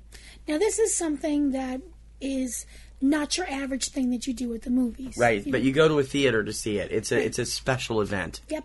And we went to quite a few of them. We did, more than we've ever been to before, yeah. I also went to one by myself. Yes, you did. I wound up staying at one by myself. That's only because I dumped soda all over me. Yep. My Rosie for best premium roadshow attraction, the Rosie goes to the Captain America movie marathon. Part movie experience, part endurance contest. Yeah, I got to admit, that one was even almost as difficult as the Lord of the Rings extended trilogy, which was hard. And we didn't have the comfortable seats back then. No, we didn't. The Captain America movie marathon was an event that happened the day that Captain America Civil War came out. If you were brave or masochistic enough to sit there from 7 o'clock in the morning on, you got to see Captain America, the Avengers, Captain America, the Winter Soldier, and then Captain America Civil War. Did I miss anything? Yeah, oh, Age of Ultron was in there too. The Avengers Age of Ultron. And the first one is Captain America, the First Avenger, for those of you who don't know. I thought I said that, I'm sorry. Yeah, it's okay. So we were there all day. Yeah, from 7 a.m. until almost 10:30 at night. Yeah. Breakfast consisted of cold Pop-Tarts. Which we didn't know they had a buffet for $10. We could have went early and had food. Yeah. Breakfast was scarfed down cold Pop-Tarts, which I don't recommend at washing down with soda. Lunch was popcorn. And, but it was... we had meals for lunch and dinner. Yeah. We actually got food, so... And we also had marathon pee-holding sessions. Thank you for sharing that. Might have been Okay. a little too much information, sorry. Way TMI, But yes. It was fun. Would I do it again? Yeah. Yeah. I'd totally do it again. Yeah. As long as probably. as long as I had the next day off from work. If the movie's better. Anyway, what's your Poppy? Mine is I went a different direction because it was a totally local thing. But you had to see it, to be amazed by it. We both loved it, and we love the film anyway. Getting the chance to see such a revered classic film with a live musical performance was incredible, considering all they did was all of 3 people. And that was amazing. My best premium or roadshow attraction, sorry, if you're not in the Boston area, you missed it. The live presentation of Fritz Lang's Metropolis with the original score performed live by the Alloy Orchestra at the Coolidge Corner Theater, June 4th, 2016. The Alloy Orchestra specializes in doing new scores for classic films. They had premiered this one, I believe, at the Los Angeles Film Festival just a couple weeks earlier. And the score, Metropolis' score is great anyway, and the rock version is good too. But seeing this, with this live, you're watching these 3 or 4 guys, there's not very many of them, play like 20-some different instruments and objects. Objects. They played mostly objects, which, these are things they use as instruments that don't normally qualify as instruments. And to have it fit the film so perfectly was truly an amazing thing. You can check them out. They have a website. I think it's just alloyorchestra.com, but you can look it up. And what they do is just amazing, and it made this movie, which is a great film to begin with, that much better. My best roadshow or premium attraction, Metropolis, with the live original score by the Alloy Orchestra. That's a great Fantastic. I wish they'd show that on Fathom Events, because that was amazing. The best film you haven't seen. This is a film that is not in release as of this time. It is something that we've seen at a festival or elsewhere that has yet to find a distributor or is about to go into distribution in 2017. Okay. Normally. Yeah. You must have picked something else. Yeah, I did. Sorry. That's okay. Well, the thing is, this came out in theaters for like a day and a half. It was very quick.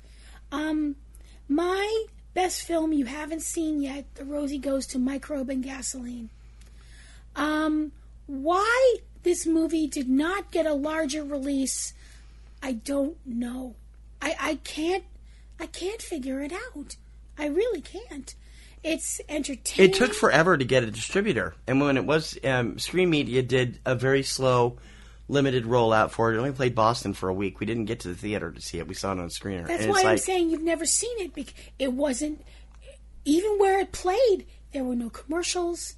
There was no... Well, yeah, you don't usually see commercials for indies, though. But there was no online talk about it.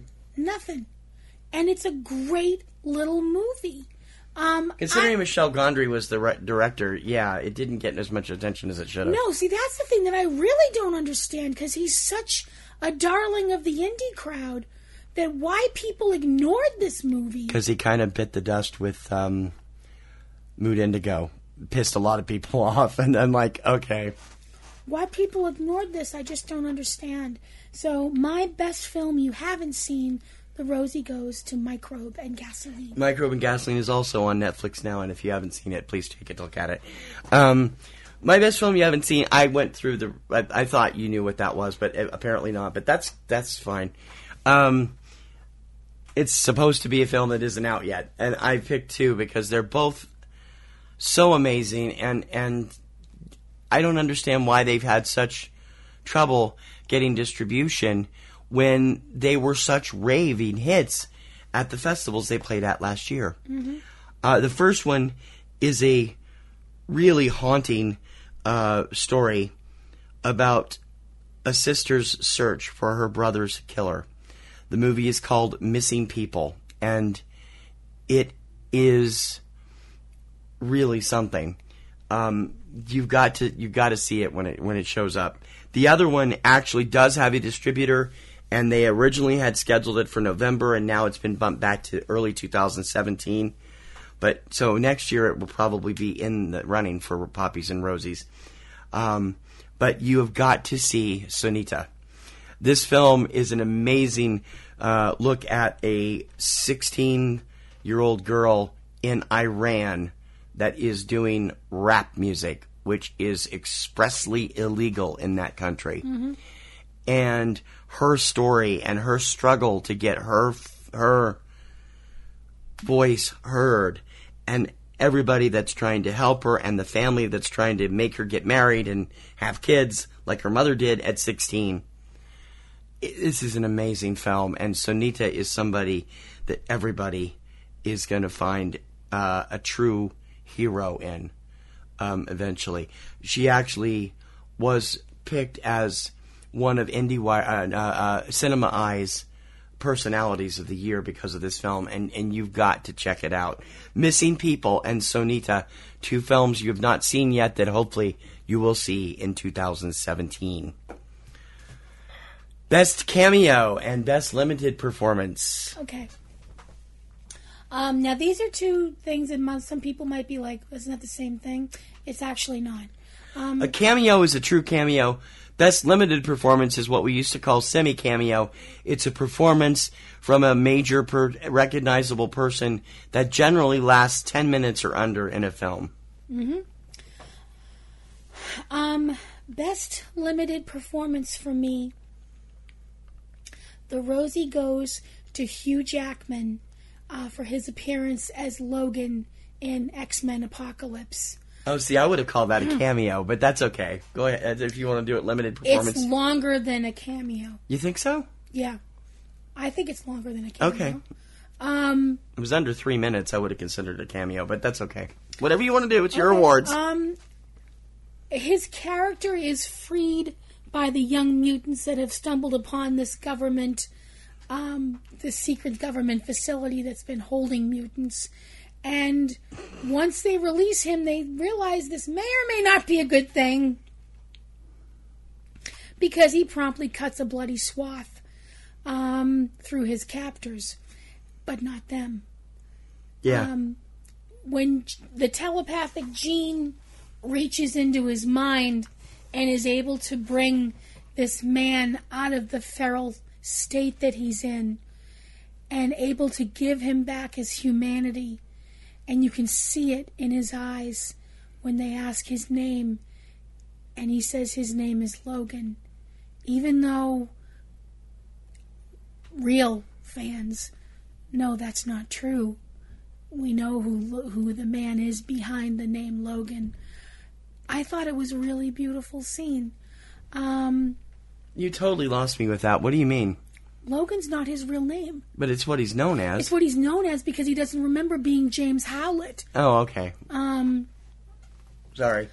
So my Rosie for Best Limited Performance goes to Hugh Jackman for his brief appearance as Logan in X-Men Apocalypse. My Best Limited Performance goes to an actor who I've loved for a long time, and every time he does something, he does it with such panache and grace. And even though he's only in 3 scenes in this film, he still stands out because his character is very important to what's going on in the film. My Best Limited Performance goes to Alfred Molina in Little Men. Alfred plays the lawyer and family friend of Paulina, played by Leonor, played by Paulina Garcia, and therefore is a friend of Tony's, and Jake gets to know him too, and it's really kind of funny. There's later an exchange, where Jake is asking Tony, "Is he your mom's boyfriend since your father's out of the picture?" No, he's our lawyer. We get the whole connection there, and it's really funny. Alfred's only in the film for like 4 or 5 minutes. But he has a history of working with director Ira Sachs, who directed him in Love is Strange a couple years ago, and it's really integral to the performance of the rest of the characters. My Best Limited Performance goes to Alfred Molina for Little Men. Okay. Best Cameo. Now, I will admit, my choosing this for Best Cameo will come as probably a no surprise to anybody. And it's also just who I am. Which means it's from Rogue One. Yep. The Rosie for Best Cameo is actually for 2 of them. The cameo that we get from R2-D2 and C-3PO. Yeah, that's a cameo, all right. In like 4 seconds worth. Rogue One, A Star Wars Story. When we see them on the base on the moon of Yavin, I liked that connecting thread. The fact that they are a connecting thread. Also with Jimmy Smith's character, Senator Bail Organa, they are a connecting thread back to the other films and the other parts of the Star Wars mythos. Mm-hmm. And it was also especially poignant for me, being a Star Wars fan and a Warzy for a long time, since we lost Kenny Baker this year. Mm-hmm. So my best cameo, the Rosie, goes to R2 and 3PO. From Rogue One, A Star Wars Story. My best cameo is kind of funny because nobody's going to know who it is, but you should. And, you will know it if you're not from America. If you're from England, you're going to know it. There's a great scene. I'm intrigued. Huh? I'm intrigued. There's a great scene in the film A Street Cat Named Bob, where James has pulled himself out of the abyss and has turned his story into a book. He's written a book about this whole thing about how Bob gave him the strength to get his life back. The book is called A Street Cat Named Bob, and it was what the movie is based on. And as at the end of this reading that James does at this bookstore, a young man comes up and at the table and gets an autograph on the book and is telling James, "I feel like I lived this." It's James Bowden, the actual author of this film, of this book. I was unaware of this story before the trailer for A Street Cat Named Bob hit. If you're in England and in Europe, you might know it more than we did. And it might explain why everybody in America just kind of turned their collective nose up at it. And it only played in like 8 theaters. But you know something? James's story is brilliant and beautiful and amazing. And I love the fact that they got him into the film. And I just can't say enough about that. I've read so much about him since the film, and it's truly great. It's a wonderful thing to see him able to be here doing what he's now doing, which is working with other addicts and working with charities and using Bob as that as well. And he also continues to do busking. He's an amazing man. And the movie about him is amazing. My best cameo, James Bowden, A Street Cat Named Bob. We are up to our first major acting awards for voiceover performances. Yep, we sure are. So we are at best voiceover performance, male and female. And these are what they sound like they are. They're performances. These are the awards that the Oscars should be giving that they're not. For the incredible work that goes on in animated features and in CGI characters. And I mean, some people could argue, well, they have the Annie Awards, you know. No, that's not the same thing. Yeah, it's stupid to argue that. I think that's a dumb argument. So, my best voiceover performance female of 2016, the Rosie goes to Jenny Slate as Gidget from The Secret Life of Pets. Gidget is a white, I think she's a Pomeranian dog. No, she's some other kind of dog. It's in the Wikipedia thing. One part lists her as a Pomeranian, but then the other part lists her as what she actually is. And I can't remember the name of the dog, but it is. Okay. It's not a Pomeranian. All right. She is a dog that has romantic feelings for Max, the main character. She's very sweet and very funny, and can also get very tough when she needs to, or her definition of tough. And when you have something that kind of looks like a cotton ball with eyes trying to be tough, it sounds really funny until she punches you in the face while she's screaming at you. She's a determined little ball of fluff, and I like Jenny's performance. I think she's terrific. So, my Rosie for 2016 for best voiceover performance goes to Jenny Slate for her performance as Gidget in The Secret Life of Pets. That's female. Yes, female. My female voiceover performance is from the same film, but not the same actress. It goes to Lake Bell as Cleo from The Secret Life of Pets. I couldn't do that because I was like, I don't like the way they make cats look in this movie. I love Lake Bell anyway. She's awesome, and this performance, Cleo is just like this ultimately slovenly, bitchy, aloof cat, lazy, and very fat, because she stuffs herself with everything in the refrigerator that cats shouldn't eat. Yes. It's really, but there's a sequence in the film which you missed. She had to visit the ladies' room that is so funny and so brilliant, and Lake is at the forefront of it, and it's a riot, and it made me completely lose it along with the rest of the audience, and she does such a great job with the voice anyway, and she's best friends with Max, which is weird because you wouldn't think cats and dogs would be friends in this universe, but they are. I just loved what she did with the role. My best voiceover performance, female, Lake Bell, The Secret Life of Pets. Okay. And for male voiceover performance, there was absolutely no question in my mind about this. None. Really? Okay. Everybody was great. There were a lot of great vocal performances this year for men. There was Alan Tudyk from Rogue One, A Star Wars Story. Kevin Hart from The Secret Life of Pets. But as far as I was concerned, the Rosie for Best Voiceover Performance Male, the winner is Art Parkinson as Kubo from Kubo and the Two Strings. Also the winner for Best Poppy for Best Male Performance, Voiceover Performance. Art is an amazing young man. He made the Rising Stars Honors List in 2015 for his role in San Andreas, and he's also a regular, or was a regular until recently, on Game of Thrones. And he's just an amazing young actor with an amazing range of skills. And in Kubo, he is the entire show.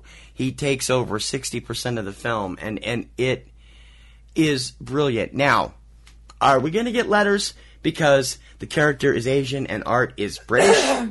Actually, he's Irish.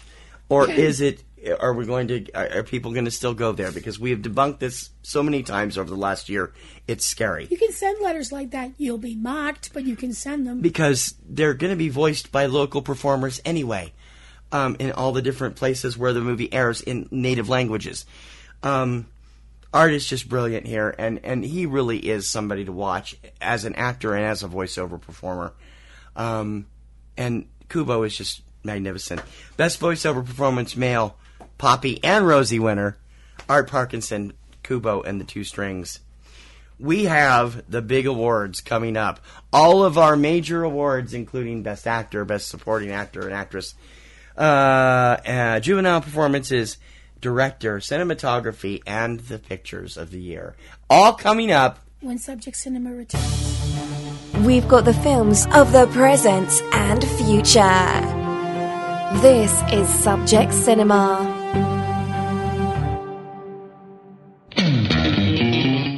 All right, Kristen, I am so excited that you've decided to do a podcast with me, but what are we going to do a podcast about? There's so many other movie podcasts. We got to do something original. Well, I'm a big fan of Disney movies. What about something like that? That's just kid stuff. What do we want to do that for? Did you know that The Avengers is a Disney movie? Or that Pulp Fiction is a Disney movie? Pulp Fiction is not a Disney movie. It's technically owned by Miramax, which is part of Disney. We are still going to talk about the Disney animated movies, though, right? I thought you said that was kid stuff.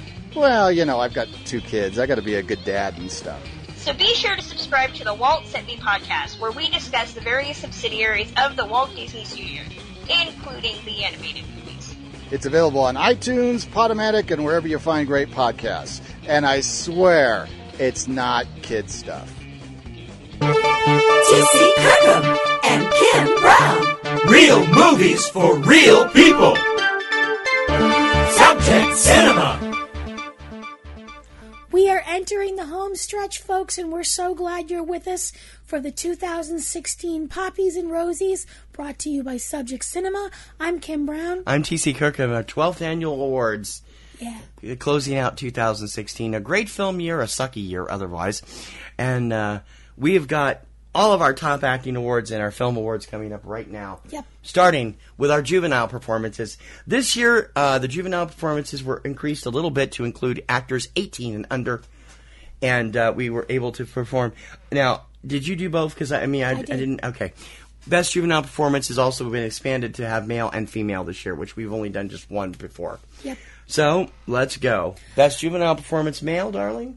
We're doing male first? We can. Or if you want to do female, go right ahead. Best juvenile performance, ladies first. Best juvenile performance, female. The Rosie goes to Una Lawrence as Natalie for Pete's Dragon. Such a charming girl. I thought she did a fantastic job. She really held her own against adult characters and also CGI. Just wonderful, wonderful, wonderful young actress. My best juvenile performance, female, goes to the other person that was one of my breakthrough females, Angourie Rice for The Nice Guys. She steals this movie out from underneath Ryan Gosling and Russell Crowe and Kim Basinger and a number of other familiar faces that you'll see.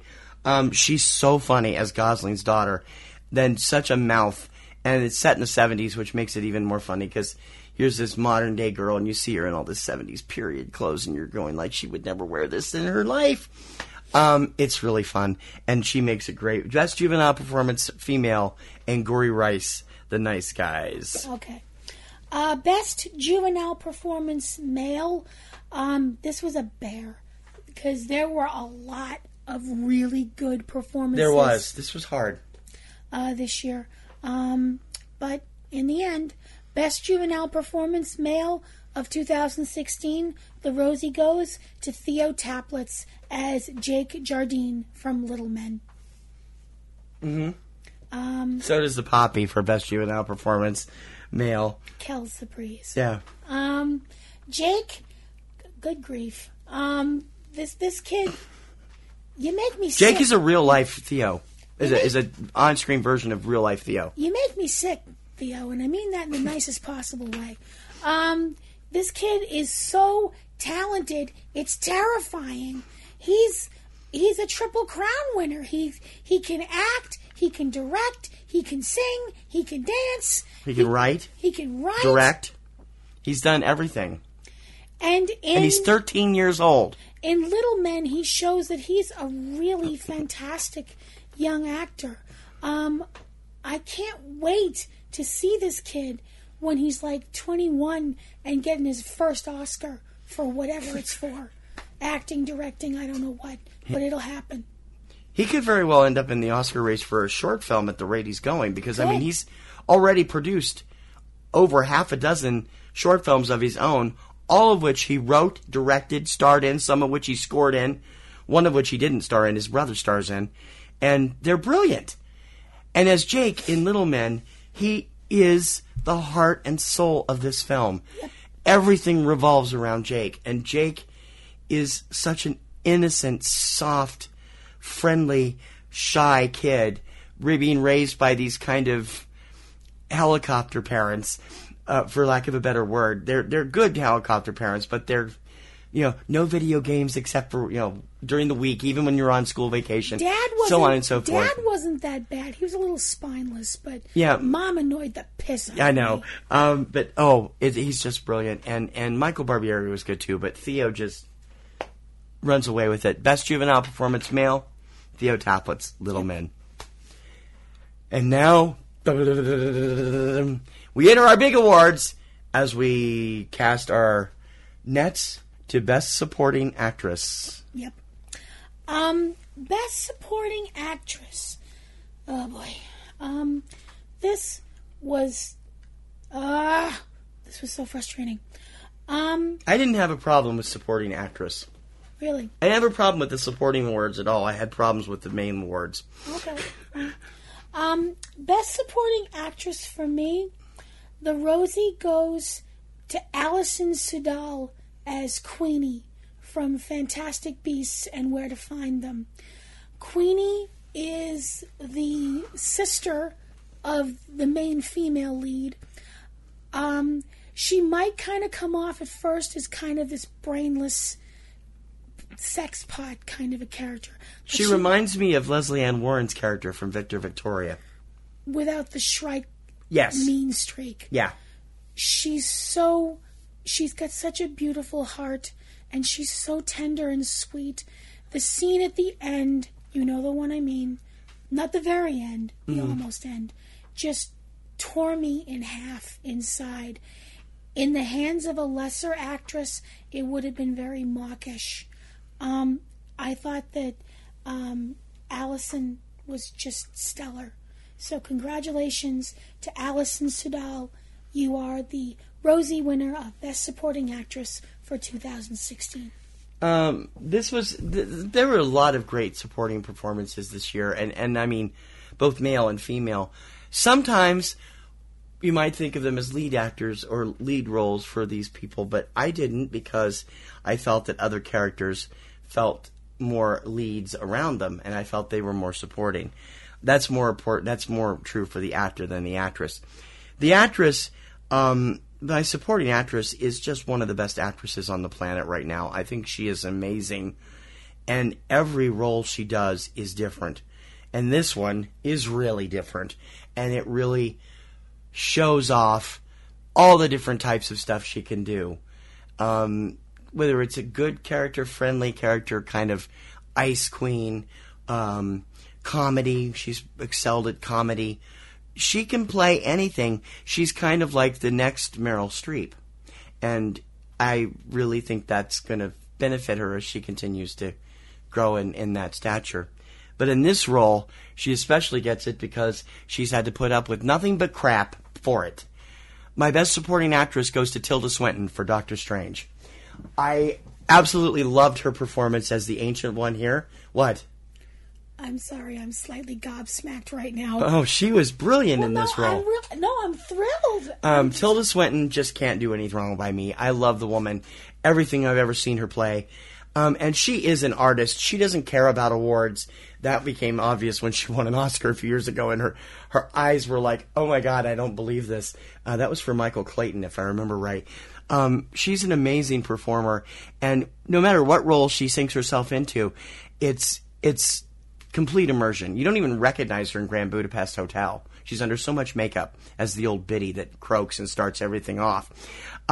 Here, she's under a bald cap and inside of what do they call those Chinese shirts? They're part of a outfit, martial arts outfit, and she's wearing that the whole time. And she is so good with both Benedict Cumberbatch and Chiwetel Ejiofor that it is really fantastic to see her connecting with all of this. And she has always said that the idea was to help bring, like the director said, to bring a female into this very male-centric Doctor Strange world, even though she got crap for replacing an Asian man, but they did that for political reasons. Otherwise, the film would not have been able to air in China, because the man is supposed to be Tibetan, and that's a verboten topic in Chinese film. What they did took courage, and I thought they did it well, and her performance proves it. My best supporting actress, Tilda Swinton for Doctor Strange. Okay. Best supporting actor. This category, I really didn't have anybody else in mind other than this person. He doesn't appear a lot in the film. When he does appear, it's very important. And his part at the end really set off something inside of me. People who know me will understand why. My best supporting actor of 2016, the Rosie goes to Anthony Head as Jack Bowen in A Street Cat Named Bob. Actually, I would have considered that a limited performance, but that's cool. Jack is the father of the main character, James. He has basically, at this point in his life, he has done what unfortunately a lot of people do with someone in their life that's an addict. They give up. And I'm not saying that's a bad thing. I'm not disparaging anybody, because it is not easy to have somebody in your life that is addicted. I know that. You know that. A lot of people know that. A lot of people know that, yep. He has moved on with his life. He has a new wife. He has children with his new wife. And when he sees his son earlier on in the film, it's very awkward. By the end of the film, when he says, basically is saying, I'm going to be with my son, he's telling his new wife, back off. This is my son, and I'm not giving up on him. Mm-hmm. Which started off an entire wave of tears. Daddy issues. For me and my Titanic-sized boat of daddy issues. Anthony Head is an amazing actor anyway. Most people know him from Buffy the Vampire Slayer and the Taster's Choice commercials from the 80s. Yes. I thought his performance was just mesmerizing, because you can tell he really honestly wants to believe this time it's actually going to work and he's going to get his child back. So, my best supporting actor of 2016, Anthony Head for A Street Cat Named Bob. My best supporting actor is a guy that I've always enjoyed his performances, and I've never been able to find it. There's always been something else that jumped out at me that prevented me from giving him a major award here over the years. I've loved him in all different types of roles, in lead and supporting, and as himself, which he used to do a lot on television before he became a big actor. There was a lot of people who are thinking, wait a minute, is this a supporting role or is it a lead role? No, it's a supporting role. You can say it's a lead role because he's the main actor in the film, but it's not the lead role. I'm sorry, that belongs to other people in the film. My eyes are crossing. And I feel like this performance is just the best performance of his entire career. My best supporting actor goes to Greg Kinnear for Little Men. I love him as Brian Jardine, Jake Jardine's father. He's an actor who has just lost his father and is now trying to win a war between the love of his son, played by Theo Taplitz, and his shrieky sister who's pushing him to raise the rent on Tony's mother's dress shop, the sister played by Talia Balsam. He doesn't really want to do it. He likes Lenore, but he knows that the realistic value of the property is a lot more than his father has been charging her for this place. And now that he's inherited the building, he needs to get moving. But it draws him into a conflict. Can he do this without wrecking his son's friendship with Lenore's son? It takes a deep toll on Brian throughout the film, and I have never, ever liked Greg Kinnear so much. He seems real and hearty. And there's this one line that he has to put up with from Lenore about his career and the fact that his wife is a doctor and he's an actor. And something his father purportedly said to her that you look on his face and it's like, it just breaks your heart. And it's just brilliant. My best supporting actor, Greg Kinnear for Little Men. Okay. That's a really interesting choice considering the fact that I didn't find his character very likable. I did. Okay. Well, you both said it was his best performance. I do. No, I think it was one of his best performances. I just didn't like him. I found him to be very spineless and wussy. Okay. And not much of a man. But that's just me. Best actress. Okay. Best actress. Oh, man. There were a lot of really terrific... Can I borrow your phone while you're doing yours for just a second? Thank you. There were a lot of really terrific performances this year from a lot of really terrific actresses. This is the first time this film has come up the entire time we've been doing this. Oh, okay. But I have to give it to her. Mm-hmm. Because this character, in the hands of somebody else, would have been too unlikable to care about. In her hands, you want things to go well, even though you know they don't go well. History told you they don't go well. But you want them to go well because in the hands of this person, this seems like a genuinely kind individual. Mm-hmm.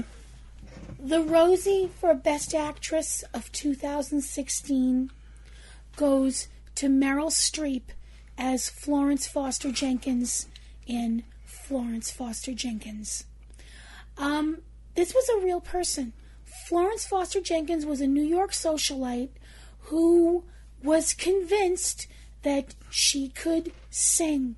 Now everybody... She was a real life Hyacinth Bucket, is actually what she was. But she wasn't that way in the way social climbing, but she was in the way that she thought she was super talented. I mean, everybody can sing. It's just a question of whether or not everybody can sing well. Florence Foster Jenkins sang like somebody putting a cat through a meat grinder. Slowly. Oh. But in Meryl's hands, she's still a horrible singer. But she's a nice lady. She's a sweet lady, yes. She's a genuinely good-hearted person. And you honestly don't want to see her dreams get crushed. And that's because Meryl brings so much life to this person and makes you care about them. So that's why she wins my Rosie for Best Actress. Meryl was up on my list, and there was a number of other performances. You love her. I do love Meryl. She's great. But she didn't win. There's the performance that wins my Best Actress award this year is just amazing, and I wish more people had seen the film, and I encourage you to check it out now that it is available for everybody to see, because the performance in the context of the film is terrific, and I think that she is somebody to be watched, even though her first language is not English. You need to really see this performance to understand why this is happening here. My Best Actress goes to Andal Torp as Uden Carlson in Bulgen, otherwise known as The Wave. Andal Torp, Torp, last name Torp, plays Uden Carlson, the wife of Christoph, who is the scientist that is getting ready to take a new job with an oil company, away from the geologist work that he's been doing on this gigantic rock above Geiranger, Norway, which has, over the years, sheared off and caused massive destruction down the fjord. She is, in addition to that, a full-time mom to self-involved teenager Sandre and his little sister Julia. And she works full-time as a concierge at the local tourist hotel.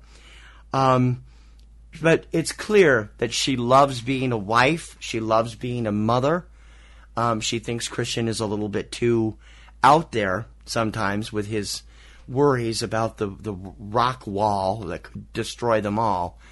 And when the worst does happen and it becomes true, the things that she does to save her family will shock everybody. I know it shocked the people I saw this film with at the Kendall Square, and it will shock other people when you see it on video. It is a film that is brilliant and is better written than almost 90% of the Hollywood disaster films that have come out there. The possible exceptions being the two major award winners in that genre, Airport and The Towering Inferno. I think both of them were great, and this stands up there too as far as writing and quality goes. And she is an amazing actress. Andal Torp from The Wave, my Best Actress of 2016. Okay. Best Actor for 2016. While Best Actress was kind of like, okay, I want this person, no, I want this person, damn it, this is hard. There was no other choice for me for this. Nobody. So I'm just going to get to it. Mm-hmm. For 2016, the Best Actor of the Year, the Rosie goes to Luke Treadaway as James Bowen for A Street Cat Named Bob. The playing a real life person, I think sometimes is harder than playing a made up character. Especially when the person is there as a consultant. Yes. Because they're looking at you. Yeah. You know, they're looking at you as you're playing their life. Yep. And I would think that would put an insane amount of pressure on you. Luke's portrayal is so real and so from the heart. James is a drug addict who's trying to get clean, and into his life walks an angel. It does seem like it, doesn't it? Now, I realize some people just went, oh crap, here she goes. But angels don't always have to have wings, and they don't Actually, I think we should probably say guardian angel rather than angel. Okay. Angels always don't have to have wings and halos or look like Misha Collins. Sometimes they have whiskers and a tail and Yep. look like Morris. Yep. Luke's performance completely won me over and just touched my heart, and I think that he is an incredible actor anyway. He was hilarious in Attack the Block a few years ago. Mm-hmm. Here he shows how he can go from someone who is so teetering on the edge of the abyss and pulls themselves back. It's inspiring, It's beautiful. It's touching. It's magical. And I think that Luke's performance is worthy. I wish I could give you a real bouquet of roses, sir. And I wish I could give you a big old kiss. So, congratulations to Luke Treadaway, the best actor of 2016, at least according to me. He is the one person that is really on the short list here. There were two people from the very beginning, all throughout the year, when I sat down and looked at everything. I knew all through the year that it was likely to be one person, and then Luke came along and kind of threw that off, and maybe one other person fit in there. It was difficult for me, but it is also not going to surprise anybody that I picked this person, because I feel that the role, when I give the acting awards, it's something that has to completely enter my heart and soul and make me part of that character and make me feel that character and make me feel the joys and the pains and the sorrows and the happiness and everything else. I had that experience with Luke Treadaway's performance, and I had that experience with this performance, and I just can't get enough of it. And I nothing quite wrapped its around my heart, a performance wrapped around my heart quite the way this one did. My best actor for 2016 is Theo Taplitz for Little Men. This film was an amazing film, and Theo, who was all of 12 when they shot this film, is unbelievable. I keep finding myself hoping that somebody in Hollywood sees the real potential here and gives him the roles that he's going to, because he's got the potential to be the star that 50 years down the road will be his generation's Robert Redford or Paul Newman or other actors like that. As Jake Jardine, he worms his way into your heart from his very first scene. And while people will look and say, oh, you give it to a 12-year-old? Yeah, because he acts rings around everybody else on screen this year, including all the big Oscar darlings and everybody else. Nobody out there is giving this film the freaking credit it deserves. It also premiered at Sundance. It has a higher score than two other films that are being touted as big favorites at the Oscars on Metacritic. And it's getting totally ignored. And it just infuriates me. I've never been so mad about a movie that has been ignored so unjustly and a performance that has been so ignored unjustly as I am about this one. And that is why I am giving Theo Taplitz my Best Actor award for Little Men. Okay. Off my soapbox now. All right, well. Rat bastards in Hollywood. Cinematography. This is a very difficult one because we're not experts in this. No. But we know what looks good. Yep. And we're not experts. We know what makes pretty pictures. Yeah, so, and we give it for both narrative and documentary is separated because we think they both deserve it. Yes. And unlike other places which combine the two. Yes. Best narrative, cinematography narrative film. Okay. My best cinematography for a narrative film, the Rosie goes to Ben Davis for Doctor Strange. I think that it's very difficult to do cinematography for a film that you know a lot of it is going to be done on computer. Some people might decide they're just going to cut corners and be like, what the hell? I don't think Mr. Davis took that attitude. With everything in this film, all the places we go in this film, they all feel real. You don't feel like you're on a sound stage. You don't feel like you're in a green screen room or whatever. Everything felt real and true and accurate.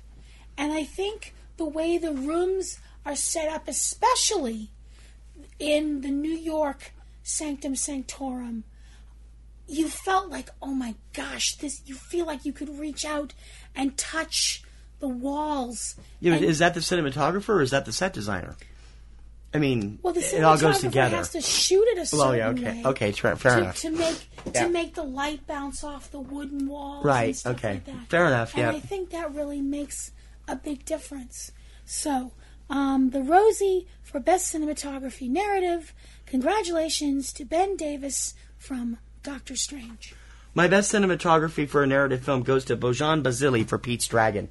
The films in this, the shooting in this film was amazing, particularly the aerial shots that we see throughout the film, done way up in the trees from both. I'm sure a drone was used, going over fields and all of the lush forestry in the Pacific Northwest where this is supposed to be set, and an amazing lighting and everything that is just it looks just beautiful.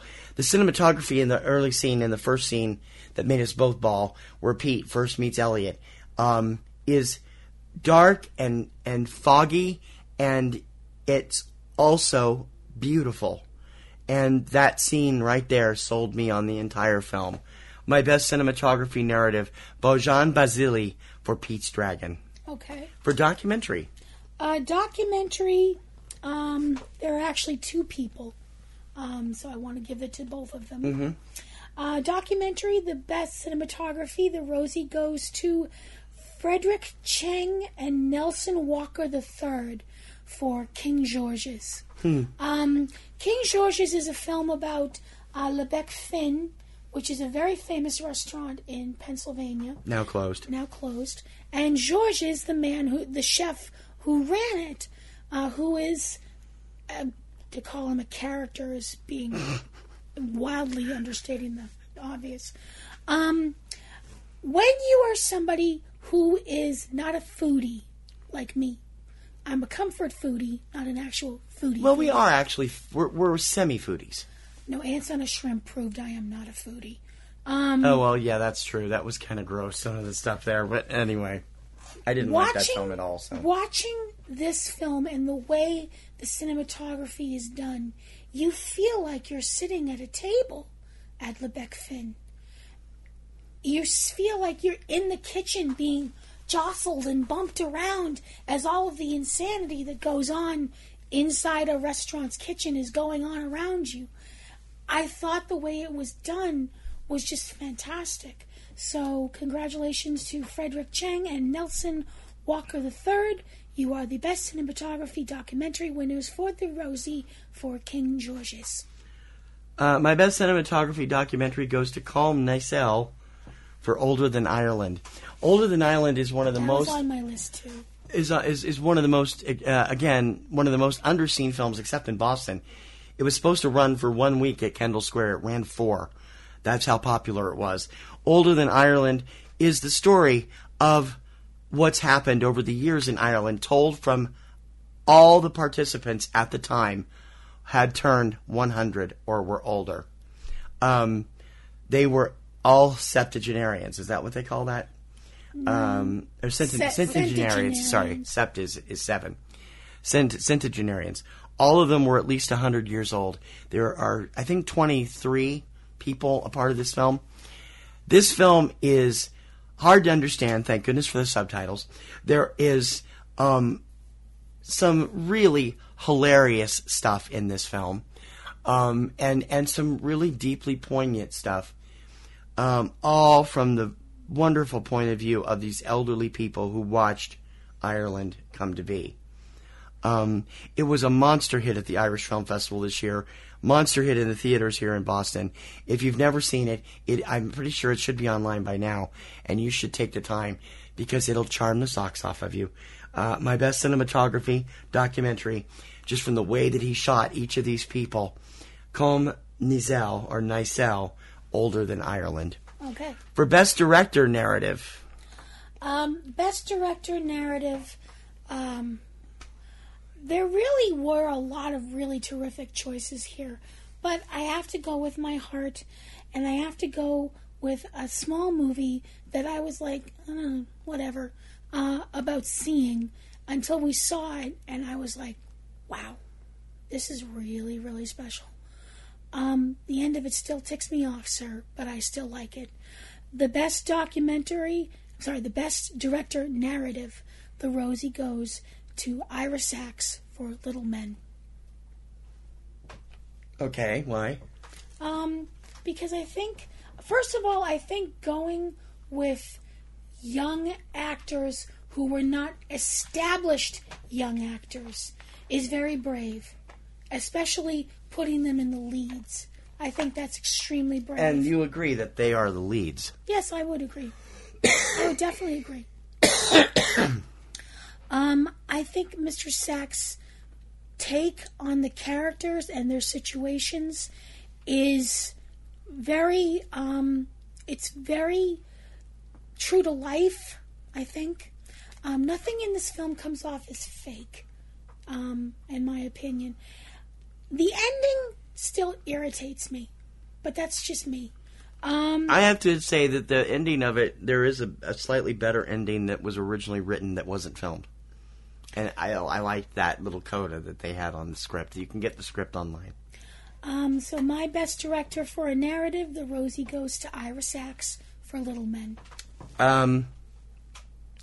He was there in the runner-up category. I love the film and love that directing job, but this man has totally won me over with every film that I've ever seen of his. I love the way he looks at things. I love the style he uses. I love the way that he writes and directs and does everything. I love his vision of music and drama fused. And his brilliant work here was just exemplary. My best director narrative goes to John Carney for Sing Street. Sing Street, one of the best films of the year, number 20 on my Pantheon this year. And just phenomenally funny and musical and beautiful. John knows how to bring out the best of his stars, which includes the much aforementioned Ferdia Walsh-Philo and Mark McKenna, but also includes Jack Rayner, who was on our Rising Stars honors this year, and a number of Lucy Boynton and a number of other people. And they made a movie that is true magic from beginning to end. John Carney, my best narrative director for Sing Street. For best documentary, best director documentary. Best director documentary for me is a film that a lot of people might not know. And it's a film that a lot of people who are not from up here probably won't care about. But I'm from up here, and I care. Best director documentary, the Rosie goes to Jay Childs for Food Fight, Inside the Battle for Market Basket. Okay. Inside the Battle for Market Basket looks at what happened when the internal family feud threatened to completely change the way that Market Basket, a local supermarket chain in the Northeast, was going to do business.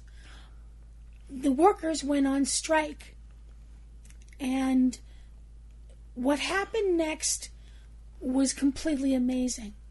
If you are from the Northeast, you know what happened because it played out on the news a lot up here. And I think Jay Child's take on what happened is a really deft hand. It's very obvious which side of things he's on, but let's be honest, that's true with all documentaries. Everyone who does a documentary is trying to get a point of view across, and don't let anybody tell you different. I think that this was a really good film. I think it's a film that is important, that I think a lot more people should have seen. And that's why Best Director Documentary, the Rosie goes to Jay Childs for Food Fight, Inside the Battle for Market Basket. My best director documentary, this has got to be one of the hardest films to ever do of this type, and it was really well done, and it's why it seems to be winning a lot right all of a sudden. My best director documentary goes to Alex Faggy for Older Than Ireland. This is a great portrait, as I said a few minutes ago, of centenarians in Ireland who were around before Ireland became Ireland, and their take on everything. Alex captures each individual with a beautiful air about him, and gives them dignity and respect and pride and everything. Some of the stories are heartbreaking, others are funny as hell, and he makes it all, puts it together in such a great way that it is a magical film. So my best director for a documentary goes to Alex Faggy for Older Than Ireland. Okay. We're up to the big three. We are. And we'll have those for you when Subject Cinema returns. When it comes to everything movies, we've got it. Subject Cinema. Alright guys, so we need to record our top 3 reasons why you should listen to French Toast Sunday podcast. Number 3 should definitely be our diverse opinions. Number 2 should probably be our top 3 lists that we do every week. No, it's gotta be Mark Wahlberg. What about Gwyneth Paltrow's head? It's gotta be Fighting the Sadness in the Swamp of Sadness. Full Frontal. Stories about being lost at sea. Brendan Fraser being underground. Helen Mirren's boobs. Baltimore accents as heard in The Wire. Wunderklaus. Crepes. Character studies. Wait, guys. What about movies? Tree rape. Tree rape? Yeah, I like tree rape. Tune in every Friday for a new episode of French Toast Sunday podcast, brought to you by us at FrenchToastSunday.com. Clothing made out of Burger King wrappers. Real movies for real people. Subject Cinema. This is it, the big three on the Poppies and Rosies for 2016 on Subject Cinema. I'm T.C. Kirkham. I'm Kim Brown. Best animated film. Best animated film, this was horrible because there were so many really good animated films this year. But this film was the one that I was like, the second I saw a commercial for it, a trailer, I was like, we have to see this movie. So this is going to be a tie, and there's there's so many great films this year, but Head and Shoulders, this movie is way above everything else, I think. I think so too. Kubo! Kubo! Can you hear me, Kubo? Your village is burned to the ground. Your enemies aren't far behind. We need to go now.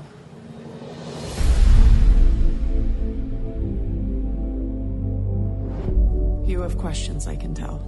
Who? You get 3. Why only 3? Okay, that was your first question. What? I don't understand what's happening. This is the beginning of the Rosie for Best Animated Film of 2016. The Rosie goes to Kubo and the Two Strings. Poppy goes to Kubo and the Two Strings. She had to pull me into this film, kicking and screaming, and I adore this film. Mm-hmm. There's just something magical about this film and the performances. Laika has done some great stuff in the past years. Best known for Coraline, Box Trolls, a couple of other things. This movie is just beautiful. It is. And I mean, and when you compare that it went up against Secret Life of Pets, Zootopia, Finding Dory, and one or two other films that were just as good, it is amazing that it is so much high above all the other ones. What do you think? It is. If this does not win Best Animated Feature at the Academy Awards, I will be really pissed off because it deserves it. Zootopia has an inside leg too. It does, but this film is just so stellar, and the ending is just—it'll tear your heart in half, but you'll have a smile on your face while it happens. Yep. The voice cast is amazing. The way it is filmed is just, you sit there and you're like, how the hell did they do that? And the story just takes you away. Mm-hmm. So that brings us to Best Documentary. Best Documentary. My best documentary this year, and we saw a lot of terrific documentaries this year. Yeah, we saw more than we ever did. I always watch a lot, and I've seen more than she did because she hasn't got the patience to sit through some of them. But one of them I flat out walked out of. The aforementioned Ants on the Shrimp. But this one, once I saw it, there was no turning back, and there was nothing else as far as I was concerned. Okay.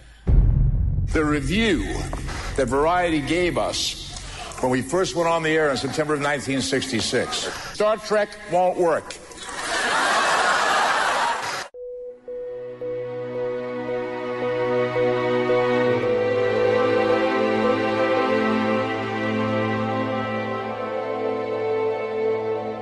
What was your impetus for this project? Where did it start? Best documentary for 2016, The Rosie Goes To, For the Love of Spock. Looking at Leonard Nimoy from the point of view of one of his children, looking at the icon that Leonard became because of portraying Mr. Spock on Star Trek in TV and later films, and looking at Leonard the person. This film is just, it's for everybody who's a Trekkie, for everybody who's a child, for everybody who's ever looked at their parents and go, how did I ever come from you? And then you get to a point in your life where you're like, please don't go. Best documentary of 2016, For the Love of Spock. My best documentary just bowled me over when I saw it, and I just can't talk about it enough. And so few people saw it, and they deserve to see more of it, and I want people to see it, which is how it ended up winning all 3 of my major documentary awards. No, I never thought I'd live to be 100. My daughter said, I'm not on the register, God forgot all about me. Wow, I think he did. Oh, if you saw all the cards I got. Oh, the Lord save. Imagine 452. I feel elated to be over 100. Yeah, those legs get a bit dodgy, say, like when you're walking. My best documentary is Older Than Ireland. This film is so charming and so... I mean, these people who are all over the age of 100, one of them is actually up to 112, I believe, at the time that they talked to them. It's brilliant, and it's beautiful, and it's funny, and it's poignant, and sad. And you think to yourself, wow, all the ideas that these different people have about the way Ireland came to be, the way Ireland is now. It's truly touching, astonishing, and out and out brilliant. And I wish more people had seen the film when it came out last spring. And I urge you to look for it online or on your favorite on-demand service and find it, because it is just brilliant. My best documentary of 2016 goes to Older Than Ireland. Wow. Which brings us to Best Picture Narrative. Mm-hmm. Best Picture Narrative. For me, there was no other choice. I mean, none. Absolutely none.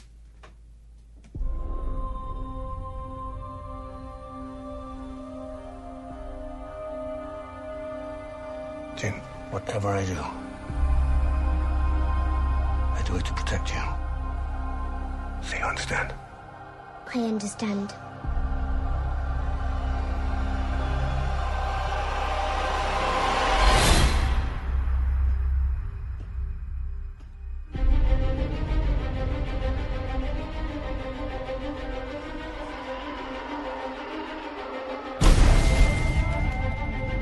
You want to get out of here? Our rebellion is all that remains to push back the Empire. We think you might be able to help us. You're doing it again. I know. You're getting in my aura. Knock I know. it off. Go ahead. The Rosie for Best Picture for 2016 goes to Rogue One, A Star Wars Story. We need to find him. The story of how we got to where we did at the beginning of Star Wars Episode 4, A New Hope. Rogue One tells the story of a rebellion that is teetering on the edge of destruction before things even get started, with the introduction of this new deadly weapon by the Empire. But there may be a way out of it, because of a father's love for his child. And a tagline that is so true now, it's not even to be believed. A rebellion built on hope. My Rosie for 2016, Best Picture, Star Wars, Rogue One, A Star Wars Story. I got it right. Yeah, I knew you were going to do that. I had Street Cat as an alternate. Wasn't sure. My Best Picture, if you're not tired of hearing about it already, you're going to hear about it more. It finished lower on my Pantheon in June than a couple of other films did. I love so many of my top Baker's Dozen, and there was a wrench thrown into it in November when Street Cat Named Bob came out. I'm like, what am I going to do? Bob, Pete's Dragon, Sing Street, The Wave, and this film. And Microbe and Gasoline on the Outside. I'm like, everything revolves around how a movie makes you feel. From the very second I saw this film and it was over, I wanted to see it again. That is the ultimate compliment to a film. I have been endlessly, without help from Magnolia Pictures, promoting the hell out of this picture for the past 6 months. And I will continue to, until everybody on the planet sits down and sees this amazing, charming, wonderful film. It's my grandfather's funeral. Sorry for your loss. Oh, that's okay. So you're the grandson. So how are you enjoying Brooklyn so far? I like it a lot. We have much more space. It's great. It's a lot more peaceful than Manhattan. You know, you're gonna like this neighborhood. It's become a very bohemian area. Did you draw this? Wow, Jake. It's actually getting good. I can't tell you how happy I am that Jake has a new friend. You have a great kid there, but I guess you know that. My Best Picture of 2016 is Little Men. Ira Sachs' wonderful slice of preteen life, starring Theo Taplitz, Michael Barbieri, Greg Kinnear, Paulina Garcia, I've forgotten her name, Jennifer Ely, and a number of other people, is brilliant from beginning to end. This charming story of Tony and Jake and their friendship, how it develops, how they see each other, how they see their parents and each other's parents, and what's going on with Jake's parents and Tony's mom. It just touches you. Now, Kim enjoyed the film, gave it several awards, but she's still irked about the end of it. And the end of it is fine. There's nothing wrong with the end of it, but there is an additional scene that was written for the film that they either didn't film or they filmed but didn't use. And it is on the script that you can get from online. Look over at IndieWire and you can get a link to it. I wish they had done this and put that scene on there too. It would have been great to see it. But as it is, it stands up as one of my favorite films of all time. The performances are star-making from Theo Taplitz and Michael Barbieri. And I'm convinced that 5 or 10 years down the road, when people are looking back at films that should have been more accepted and pushed more for awards in a given year, this is going to be one of those, we should have done this for this year. My Best Picture narrative, 2016, Little Men. It is now out on DVD and on demand. Please see it. Okay. So, there it is. This extra long blah-blah-blah we call the Poppies and Rosies Awards. And we hope that you have enjoyed them. We hope that you will take a look at the films that we have given awards to. In this long and late show. It's not going to get up till almost midnight at this rate. Thank you for being patient with us during this award season. We both got so sick, and it's crazy. And we hope that you'll check out all of these films, those that are on our Baker's Dozen and Dynamite Dozen, and those that have won our awards. One more time, my Best Picture, Little Men, Best Documentary, Older Than Ireland, Best Animated Film, Kubo and the Two Strings. Kim's Best Picture, Rogue One, A Star Wars Story. Best documentary was... Which one? For the Love of Spock. For the Love of Spock. And best animated film, Kubo and the Two Strings. All of which need to be seen immediately! You can see all of them on demand or on DVD. Please do that. Because you should. No excuses. None whatsoever. And you know what sucks? We got to start it all over again tomorrow.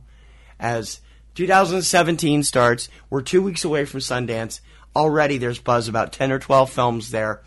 A lot of Sundance films in this year's year-end list didn't figure in ours because we didn't get a chance to see them or we didn't like them as well as everybody else did. Little Man also at Sundance. Big hit with us. That shows where the critics are. What are you looking forward to in 17? More Star Wars. Yeah. More superheroes. Yeah. Masterpiece. Can't wait for the masterpiece. I'm looking for a year where nothing happens. Nothing happens? Yep. I'm looking So we stop existing? No, I'm looking for a year where we wake up and the news says nothing happened today. Nobody killed anybody for stupid reasons. Nobody died in a pointless accident. So you're looking for a communist utopia? Is that what you're doing? No, I'm just saying. That's the only time you're going to get news like that. Got to be. I'm just putting your foot back in reality. Sorry. I've had enough of reality. Everybody's had enough of reality. And we'll talk more about reality on Monday when we'll give our Just Because We Can Fun Awards. We'll say goodbye to a ton of people. This week added Carrie Fisher, George Michael, and Debbie Reynolds to that list. And it's like, I can't still believe that. And we'll be back with our regular shows on our regular basis next week, including Tuesday Digidex, 3-Minute Weekend. Front Row 5 and 10 will be back Wednesday. We're not sure what we're doing yet because we bumped the last show, and it was supposed to be a holiday show, which is kind of pointless now. So we'll come up with something, and it'll be on Wednesday, plus all the regular stuff. And Subject Cinema will return to normal on January 8th, when we will be here with our 2017 preview show. All of the movies coming out in the next year that we're waiting for and can't wait to see, and discussions. And we'd love to hear from you. Subject Cinema at pnrnetworks.com. Is that it? That's it. Let's get out of here then. Until next time, and next year. Reprise the theme song and roll the credits. Whenever my life gets me so down, I know I can go down to where the music and the fun never ends. As long as the music keeps playing, you know what I'm saying. I know that I can find a friend.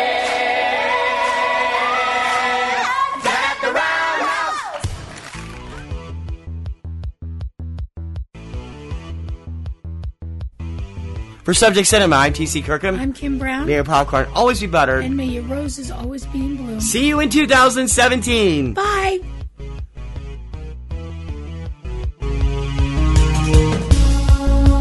You have been listening to Subject Cinema with hosts T.C. Kirkham and Kim Brown. Subject Cinema is produced by PNR Networks, Boston, Massachusetts, which is solely responsible for its content. Subject Cinema theme performed by Eric Lyon. Subject Cinema is recorded and produced using Sony Vegas products. Subject Cinema is copyright 2016 by PNR Networks under a Creative Commons license. Check out a new episode of Subject Cinema every weekend. Until next time, this is Bob Taylor for Subject Cinema, and we'll see you at the movies.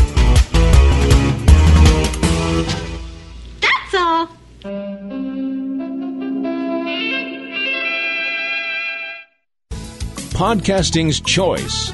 From coast to coast, continent to continent, right here 24/7.